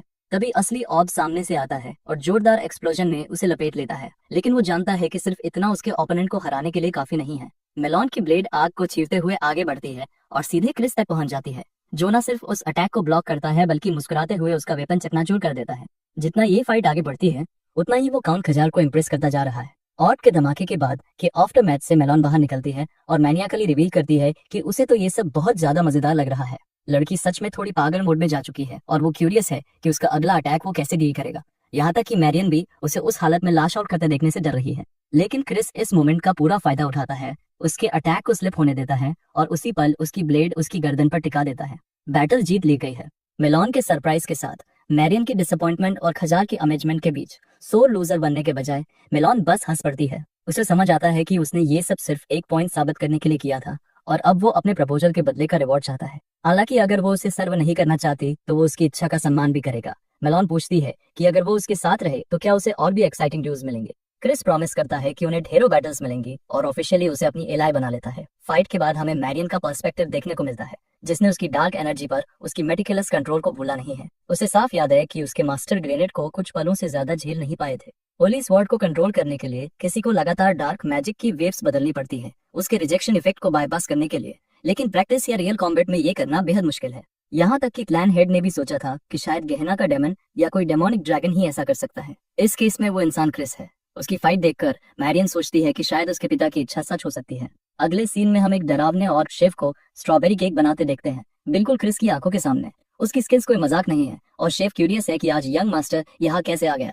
असल में क्रिस कुछ कुकीज बनाना चाहता है ताकि वो किसी को दे सके। उसकी अजीब सी फ्रीकी मेड जलने लगती है कि कहीं वो गर्लफ्रेंड तो नहीं ढूंढ रहा, और भले ही शेफ ऑफर करता है कि वो कुकीज बना देगा, इस बार वो खुद प्रोसेस हैंडल करना चाहता है। इतना बोलते बोलते भाई के ऊपर स्ट्रॉबेरी मसल का छपाका पड़ जाता है। ऑक्स स्ट्रॉबेरी को इस कदर कूट रहे हैं कि क्रिस सोचने लगता है ये सच में खून तो नहीं है। आगे बढ़ते हुए हम देखते हैं कि क्रिस अपनी ग्रेट आर्ट मैरियन को विदा करने आता है। उसे पता था कि वो जाने वाली है और वो गुड बाय कहना चाहता था, एक जेस्चर जिसे वो सराहती है। और उससे भी बढ़कर वो उसे एक गिफ्ट रैप प्रेजेंट देता है। वो डिलिशियस कुकीज हैं जो उसने प्यार से बनाई हैं, जिससे वो खुश हो जाती है। मैरियन गिफ्ट एंजॉय करती है और काउंट खजार को अचानक समझ आता है कि उसके बेटे ने उससे उसका फेवरेट स्नैक क्यों पूछा था। निकला कि वो छोटे छोटे डिटेल्स से मास्टर मैनिपुलेटर है। मैरियन और भी शॉक हो जाती है ये सुनकर कि बच्चे ने खुद उसके लिए बेक किया है। जैसे ही वो एक बाइट लेती है वो टेस्ट से तुरंत सून हो जाती है। क्रिस बस यही शब्द सुनना चाहता था, अच्छा लगा सुनकर। बेशक उसकी आंट भी उसे बदले में गिफ्ट देना चाहती है और कहती है कि वो कुछ भी मांग सकता है। क्रिस अपनी टैक्टिक और गहरी करता है और रिक्वेस्ट करता है कि अब से वो उसकी सच्ची आंट बने, भले ही वो पहले से ब्लड रिलेटेड है। मैरियन सोचती है कि क्या उसके शब्दों के पीछे कोई गहरा मतलब है, और उसे याद आता है कि वो डार्क राइट रिचुअल में भाग लेने वाला है। उसे समझ आता है कि वो अपकमिंग सक्सेशन कॉन्फ्लिक्ट में उसका सपोर्ट चाहता है। दुर्भाग्य से वो ऐसा फेवर नहीं दे सकती। मेन फैमिली के रिप्रेजेंटेटिव्स को रिजल्ट में अनबायस्ड रहना होता है, यही उनका एकमात्र नियम है। क्रिस कहता है कि वो असल में ऐसा कुछ नहीं चाहता था, उसे बस अपनी आंट के साथ क्लोजर रिलेशनशिप चाहिए। मैरियन को यकीन नहीं होता कि इस बच्चे के शब्दों के पीछे कोई उल्टी नियत नहीं है। वो ऑस्कर लेवल एक्टिंग करता है अपने प्यारे चेहरे के साथ, उससे मदद करने की गुजारिश करते हुए। मैरियन को उसकी फॉरवर्डनेस पसंद आती है, और ये जानकर कि उसने उसके लिए डिलीशियस कुकीज बेक की, वो उससे लगाव महसूस करने लगती है। वो अगली विजिट पर और कुकीज मांगती है, और उनका रिश्ता ऐसे ब्लॉसम होता देख काउंट खजार की आंखों में आंसू आ जाते हैं। क्रिस तो सच में जी जान से लगा है, यहाँ तक कि मजाक में कहता है कि अगर वो जरूरत पड़ने पर मदद नहीं करेगी तो वो टेस्ट बिगाड़ देगा। मैरियन मुस्कुराती है और आखिरकार उसे ब्लैक शैडो नाइट्स ज्वाइन करने का मौका देती है। वो उसकी स्किल्स को पहले ही मेलन के खिलाफ देख चुकी है, और उसके अंदर बहुत बड़ी पोटेंशियल है, एल्डर क्लैन हेड से भी ज्यादा। लेकिन उस पोटेंशियल को बाहर लाने से पहले उसके राइवल्स उसे बहुत ट्रबल देंगे। मैरियन उस डार्क फ्यूचर को लेकर चिंतित है, जबकि क्रिस कहता है कि अगर रास्ते के ऑब्स्टिकल्स जीत पाए तो मरना भी उसे मंजूर है। उसके इन्विटेशन के बावजूद क्रिस अपने विक्ट्री को लेकर कॉन्फिडेंट है और कहता है कि वो जीतेगा। उसकी ये कॉन्फिडेंस मैरियन को थोड़ा डेंजरस लगती है, लेकिन वो जानती है कि वो एक्सेप्शन है, इसलिए वो उससे रोकती नहीं। मैरियन घोड़े पर चढ़ती है और आखिरी सलाह देती है, पहली यंग लेडी से सावधान रहना। जुलियाने सब में सबसे जेंटल लगती है, लेकिन मैरियन उसे एशिड से भी बड़ा खतरा मानती है और कहती है कि वो जल्द समझ जाएगा क्यों। क्रिस उसकी सलाह की कदर करता है और विदा लेता है। सीन खत्म होता है मैरियन के अपने भतीजे के प्रति पॉजिटिव नजरिए के साथ। अपने कमरे में क्रिस गहरी सोच में डूबा है। मैरियन और उसके पिता दोनों कॉम्पिटेंट 6 स्टार वॉरियर्स हैं, लेकिन उसने ग्रेट वॉर में उनके रोल के बारे में ज्यादा नहीं सुना। मैजिक एम्पायर के पास ढेरों कॉम्पिटेंट्स थे और उसे लगता है कि वो फोर्सेस ऑफ लाइट को अच्छी टक्कर दे सकते थे, लेकिन वो अपने अतीत की रिपीट नहीं चाहता। अभी उसके अंदर सिर्फ और स्ट्रॉन्ग बनने की इच्छा है। अगले सीन में उसके पिता उसे बात करने बुलाते हैं, और उसके शौक के लिए उन्हें यकीन नहीं होता कि क्रिस पहले ही तो स्टार लेवल पर पहुंच गया है। बच्चा 1 महीने में उस लेवल तक पहुंच गया। क्रिस कैजुअल एक्ट करता है, कहता है कि वो अलग बना है। फिर असली मुद्दे पर आते हुए वो पूछता है क्या बात है। काउंट खजार बताते हैं कि मेन हाउस ने संपर्क किया है और उन्होंने थॉन और क्रिस दोनों की सीक्रेट डार्क रिचुअल में पार्टिसिपेशन की बात रखी। दुर्भाग्य से सिर्फ थॉन को अप्रूव किया गया, और कारण है क्रिस की खराब रेपुटेशन, फैमिली की वेल्थ बर्बाद करना और तरह तरह के घिनौने काम करना। ये इल्जाम या कहीं सीधे फैक्ट्स हमारे लड़के पर माइक टायसन के अपरकट की तरह लगते हैं। वो जमीन पर गिरता है, लगभग मौत के कगार पर, तभी उसके पिता अजीब तरह से उसका सपोर्ट करते हैं। क्रिस उठता है और पूछता है क्या लैंगम इस फैसले के पीछे था, लेकिन पता चलता है कि किसी और का हाथ है। दोनों समझ जाते हैं ये लोइन दे बैरन का काम है। लोइन मेन हाउस का डायरेक्ट डिसेंडेंट है और सेरेमनी का मुख्य चेहरा। अब जानते हैं कि होली डार्क सेरेमनी असल में क्या है। ये एक रिचुअल है जहाँ कुछ कैंडिडेट्स डायमेंशनल शैडो से निकाली गई खास डार्कनेस शेयर करते हैं। क्योंकि इसकी मात्रा लिमिटेड है और सिर्फ सीमित हद तक बांटी जा सकती है, इसलिए कैंडिडेट्स को आपस में भिड़ना पड़ता है ताकि अपनी कॉम्पिटेंस साबित कर सके। इसका मतलब ये भी है कि जो कैंडिडेट्स ज्यादा पावरफुल होंगे उनके पास सबसे ज्यादा डार्कनेस जमा होगी, और यही आखिरकार फैमिली का हेयर या प्रिंस बनने की असली चाबी है। इस केस में अगर लोइन जीत गया तो वो छठा प्रिंस बन जाएगा, और अगर ऐसा हुआ तो क्रिस के सारे प्लान चकनाचूर हो जाएंगे। काउंट खजार जोर देकर कहते हैं कि वो उनसे एक बार और बात करेंगे, और अगर कुछ हुआ तो मैरियन को भी यूज किया जा सकता है, लेकिन क्रिस उन्हें रोक देता है, ये मानते हुए कि वो खुद इस सिचुएशन को हैंडल करने में पूरी तरह सक्षम है। खजार उसका कंधा पकड़ते हैं, उसके टैलेंट को स्वीकार करते हुए। हालांकि इस बार वो उसे सपोर्ट करना चाहते हैं, और ये जेस्चर बच्चे को सच में पसंद आता है। लेकिन ये बच्चा एक ब्रिटिश स्काउंड्रेल है जिसके अपने तरीके हैं, और वो एक बदसूरत विलेनस चेहरा बनाकर अपने पिता को पॉइंट प्रूव करता है। लड़का पूछता है कि क्या काउंट टाइमन की फैमिली भी सेरेमनी में पार्टिसिपेट कर रही है। पता चलता है कि उनका तीसरा बेटा सच में पार्टिसिपेंट है, और वो बच्चा जो क्रिस से भी ज्यादा लो लाइफ है, उसी ने उसकी पार्टिसिपेशन के खिलाफ वोट दिया था। अपने पिता का टेम्पर टैंट्रम देखकर क्रिस समझता है कि उसके पिता सच में अपने बच्चों से प्यार करते हैं। वो उन्हें शांत रहने को कहता है क्योंकि वो अपने हेटर्स से उनकी बातें निकलवाएगा। उसे पता है कि tyrant family ebony Hunt event host करती है, तो वो उसी हंट में पार्टिसिपेंट बनेगा। सीन कट होता है मैरियन पर, जो अपनी मिशन पूरी करके अपने लॉर्ड के पास लौटती है।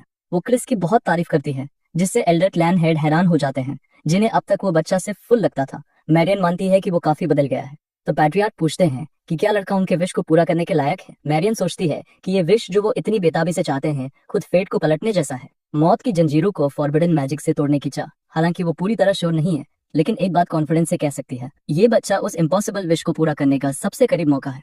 ये सुनकर पैट्रियार्क खुश होते हैं, भले ही फैमिली का कंसेंसस उसकी डार्क सेरेमनी में पार्टिसिपेशन के खिलाफ हो। यहाँ तक कि लॉर्ड पैट्रियार्क भी डिसीजन के खिलाफ नहीं जाते, क्योंकि वो मानते हैं कि लड़के को खुद इस चैलेंज का सॉल्यूशन ढूंढना चाहिए। मैरियन उसके सपोर्ट में बोलती है, लेकिन बूढ़ा गीजर उसे चुप करा देता है। मैरियन उसके डेमिनर पर सोचती है और कहती है कि वो हमेशा ऐसा ही था, असाधारण उम्मीदें और उनके जवाब में बेरहमी। एल्डर क्लैन हेड को उम्मीद नहीं थी कि वो लड़के की इतनी तारीफ करेगी। ब्लड सकर वो पुकारते हैं साइमन को, जो क्लैन का हेड स्टूवर्ड है। पूरी बातचीत सुनने के बाद साइमन को टास्क दिया जाता है कि वो होली डार्क सेरेमनी तक लड़के पर कड़ी नजर रखे। हालांकि वो खुशी से एक कमांड एक्सिक्यूट करेगा, लेकिन वो बच्चे पर थोड़ा प्लैंक खेलने का मन भी बनाता है। पैट्रियार्क ठंडी नजर से देखते हैं और उसे याद दिलाते हैं कि ज्यादा कंफर्टेबल ना हो। कुछ तो कहता है कि ये ब्लड सकर खतरनाक है। उधर मेरियन चाहती है कि बच्चा अपना बेस्ट दे, क्योंकि उसे आने वाले खतरे की चिंता है। सीन वापस क्रिस पर आता है, जो अपने एनालिसिस में मग्न है। 2 स्टार तक पहुंचना एक नई चुनौती लाया है। 3 स्टार तक पहुंचना जो अभी बहुत दूर लगता है, इसीलिए उसे एबोनी चाहिए और उसके साथ वो कम समय में बहुत सारा मैजिक इकट्ठा कर सकता है। Tyreman family ebony Hunt host कर रही है, इसलिए उसे अभी पार्टिसिपेट करने का मौका मिला है। एक ही समस्या है, बीस्ट कार्डो को कैप्चर करने के बाद भी एबोनी मिलना गारंटी नहीं है। एक खास कंडीशन पूरी करनी होगी। क्रिस कैरेज से उतरता है और पुराने मर्चेंट से मिलता है, जो खाली हाथ दिखता है। जैसे ही वो बैग निकालता है, हमारा लड़का उसे उछाल देता है और ढेर सारे सिक्के गिफ्ट के रूप में दिखाता है। मर्चेंट ये गिफ्ट लेने नहीं आया था। क्रिस उसे चिढ़ाता है, याद दिलाते हुए कि वो उसके इलीगल डीलिंग्स और टैक्स चोरी के बारे में जानता है। ये फैक्ट चेक उसे तोड़ रहे हैं, लेकिन क्रिस कहता है कि वो आंख मूंद लेगा अगर वो अपना गन साफ करे। अंत में वो एक खास चीज के लिए आया है, ग्रेपिल, एक एक्सक्विजिट आइटम जो सिर्फ ब्लैक मार्केट में मिलता है। और हाँ, ये बहुत महंगा है। क्रिस को फर्क नहीं पड़ता और मैरी को अपने तरीके यूज करने को कहता है। वो पागल मोड में जाकर टॉर्चर टूल्स निकाल लेती है। मर्चेंट तुरंत फोल्ड हो जाता है। इसके अलावा वो एक अच्छा डैगर और आर्मर भी चाहता है। कहते हुए वो कैरेज में बैठता है और बूढ़ा अंदर ही अंदर उसे कोसता है, लेकिन हार मान लेता है। मैरी को पता चलता है कि घर लौटने से पहले एक और डेस्टिनेशन है। क्रिस कोचमैन को रुकने को कहता है और खुद चला जाता है। मैरी उसे एक पिंक अफ्रोडिसिक देखते हुए पाती है। ये एलिक्सिर उसे डरावना लगता है और मैरी शक करती है कि वो कोई सस्पिशियस एक्टिविटी कर रहा है। क्रिस आरोपों से इनकार करता है, जबकि मैरी की नजर जोजो लेवल हो जाती है। असल में ये अफ्रोडिसिक वो अपने पिता के लिए चाहता है, जो उम्र दराज हो रहे हैं, और सर्वर को कहता है कि ये बात कब्र तक सीक्रेट रहे। क्रिस अपने पिता और भाई के पास लौटता है और थॉर्न को उसके लंबे टाइटल से चिढ़ाता है। थॉर्न कहता है कि एबोनी हंट में खुद को हर्ट न करे। क्रिस उसे चिढ़ाता है कि वो भाई की चिंता कर रहा है। उनकी नोकझोंक पिता रोकते हैं और क्रिस को टायरन फैमिली के कैंडिडेट्स की पिटाई करने को कहते हैं। जीनियस मैच प्रॉमिस करता है कि वो गुड न्यूज लेकर लौटेगा। मजेदार ये कि काउंट अभी भी लंबे टाइटल से उबरे नहीं और थॉर्न को चिढ़ाते हैं। सीन कट होता है टैममैन एस्टेट पर, जहां एक ऑरेंज गॉब्लिन वेटर क्रिस को अंदर नहीं जाने देता। क्रिस को पता चलता है कि यंग लॉर्ड अलाविस ने उसे एंट्री बैन कर दी है। वो प्रेशर डालते हुए पूछता है कि क्या उसे कैपिटल में कहीं और रहने को कहा जा रहा है। गॉब्लिन डरकर हाँ कह देता है। उसके सर्वेंट्स उसका नाम बचाने आते हैं, लेकिन वो रोक देता है और पूछता है होटल का बिल कौन देगा। जवाब मिलता है कि टायरन फैमिली से चार्ज कर देंगे। ये सुनकर उसके चेहरे पर मुस्कान आ जाती है। वो सबसे महंगा होटल चुनता है, 1 लाख रुपए का। टस कर रहे होते हैं, तभी ट्रंक खुलता है और मैरी अंदर से ऐसे निकलती है जैसे कोई डरावना सरप्राइज। क्रिस को तो इस रिजल्ट की बिल्कुल उम्मीद नहीं थी। वो सोचता है आखिर इसके दिमाग में क्या खराबी है। पता चलता है कि उसकी सबसे वफादार मेड होने के नाते वो उसके लगेज में छुप कर आ गई थी। क्रिस साफ तौर पर चिढ़ जाता है। तभी अचानक एलाविस, थर्ड प्रिंस, उस पर गरज पड़ता है क्योंकि उसने उन्हें इतना बड़ा बिल थमा दिया। हमारा लड़का उसे जोक की तरह ट्रीट करता है, जबकि एलाविस इस साल के एबोनी हंट का स्टार है। बिल्कुल साफ है क्रिस किसी भी होटल में रुकने वाला नहीं था, इसलिए उसने सबसे शानदार एस्टेट चुना। वो एलोइस को चिढ़ाता है कि गुस्सा क्यों हो रहा है, खासकर जब ऑर्डर उसी ने दिया था। गुस्से में एलोइस एक बीस्ट रिलीज करता है यहीं और अभी फाइट करने को तैयार। ये क्रिएचर असल में टायरामन स्टाइल बीस्ट है, जिसमें मैजिक कंट्रोल करने की एबिलिटी है। टेमिंग टेक्निक से अलग इस टेक्निक में डार्क मैजिक का इस्तेमाल कर बीस्ट को डर के जरिए कंट्रोल किया जाता है। कुछ खास इमोशंस उस क्रिएचर में इंस्टॉल किए जाते हैं और ये प्रोसेस काफी कॉम्प्लेक्स है, जिसे मास्टर करने में टाइम लगता है। फिर भी क्रिस को जरा भी फर्क नहीं पड़ता।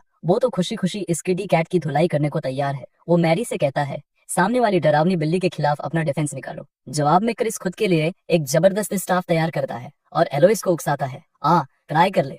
गुस्से में पागल प्रिंस उस डरावने क्रिएचर को क्रिस पर अटैक करने भेज देता है। और सच कहूं, अभी जो उसने वो लंच ब्लॉक किया, उसके लिए हिम्मत चाहिए थी। सच में दम चाहिए था वहां खड़े रहने के लिए। क्रिएचर उसे एक साइड धकेल देता है और क्रिस थर्ड प्रिंस को ताना मारता है कि नंबर का फायदा उठाकर फाइट कर रहा है। वो एक कंडीशन रखता है। कंडीशन सिंपल है, अगर वो ये बैटल जीत गया तो वो एबोनी हट में बॉडीगार्ड के तौर पर शामिल होगा, ड्राइवमैन के रूप में नहीं। एलोइस तो गुस्से में अंधा हो चुका है। वो क्रिएचर पर सवार होकर एक ही अटैक में क्रिस को कुचलने की कोशिश करता है। बीस्ट जमीन तोड़ देता है इम्पैक्ट पर, लेकिन इंसान कहीं नजर नहीं आता। भाई पीछे से ऐसे प्रकट होता है जैसे कोई चालाक निंजा और अपने विनाशकारी लकड़ी के डंडे से एलोइस की धुनाई कर देता है। अच्छी खासी मार खाने के बाद एलोइस और ज्यादा भड़क जाता है, लेकिन इस बार जब क्रिएचर उस पर चार्ज करता है, वो कुछ देखता है। क्रिस के ऊपर मंडराती मौत की दहशत उसे पीछे धकेल देती है और वो डरी हुई बिल्ली की तरह सिसकते हुए पीछे हट जाता है। अब एलोइस और ज्यादा शर्मिंदा है, उसे समझ ही नहीं आता क्या हो रहा है। मजेदार बात यह है कि क्रिस ने बस एक इल्यूजन स्पेल चढ़ाया था ताकि क्रिएचर को बेवकूफ बना सके, और उसे लगता है कि ये ट्रिक बेवकूफ जानवरों पर बढ़िया काम करती है। थर्ड प्रिंस झुकने से इनकार करता है और तुरंत दूसरा बीस्ट कंज्यूर कर देता है, इस बार एक घोड़ा। क्रिस बिल्कुल बेखौफ है और उसे पंक्स के बारे में एक दिलचस्प लेक्चर देने लगता है। फिर अचानक तेजी से झपटता है और एक ही बार में उसे नॉकआउट कर देता है। अपनी बात पूरी करते हुए वो जोर देता है कि वो पूरा चैप्टर खत्म होने तक इंतजार नहीं करेगा ताकि सामने वाला कोई एबिलिटी निकाले। भाई ने साफ कह दिया, ये ड्रैगन बॉल जेड नहीं है और तू गोकू बनकर सुपर सैयन 3 में ट्रांसफॉर्म नहीं होने वाला। कुछ देर बाद ये बिगड़ा हुआ यंग मास्टर जुआ खेलने बैठा है। हाँ, जाहिर है यही उसका आराम करने का तरीका है, और अगर मुझसे पूछो तो ये काफी महंगा रेस्ट है। मैरी को उससे कोई दिक्कत नहीं है कि वो जो चाहे करे, बस वो ड्रिंक ना करे। बेचारे को अल्कोहल की जगह जिंजर एले से काम चलाना पड़ रहा है, जो सच कहें तो पहले वाली बैटल से भी ज्यादा टफ है। डायमंड फैमिली के सर्वेंट्स आर्लोज के ऑर्डर पर इस बंदे पर नजर रखने में कंफ्यूज हैं। क्रिस उन्हें अपने साथ गेम एंजॉय करने का ऑफर देता है। आखिर उसने उनके मास्टर की अच्छी खासी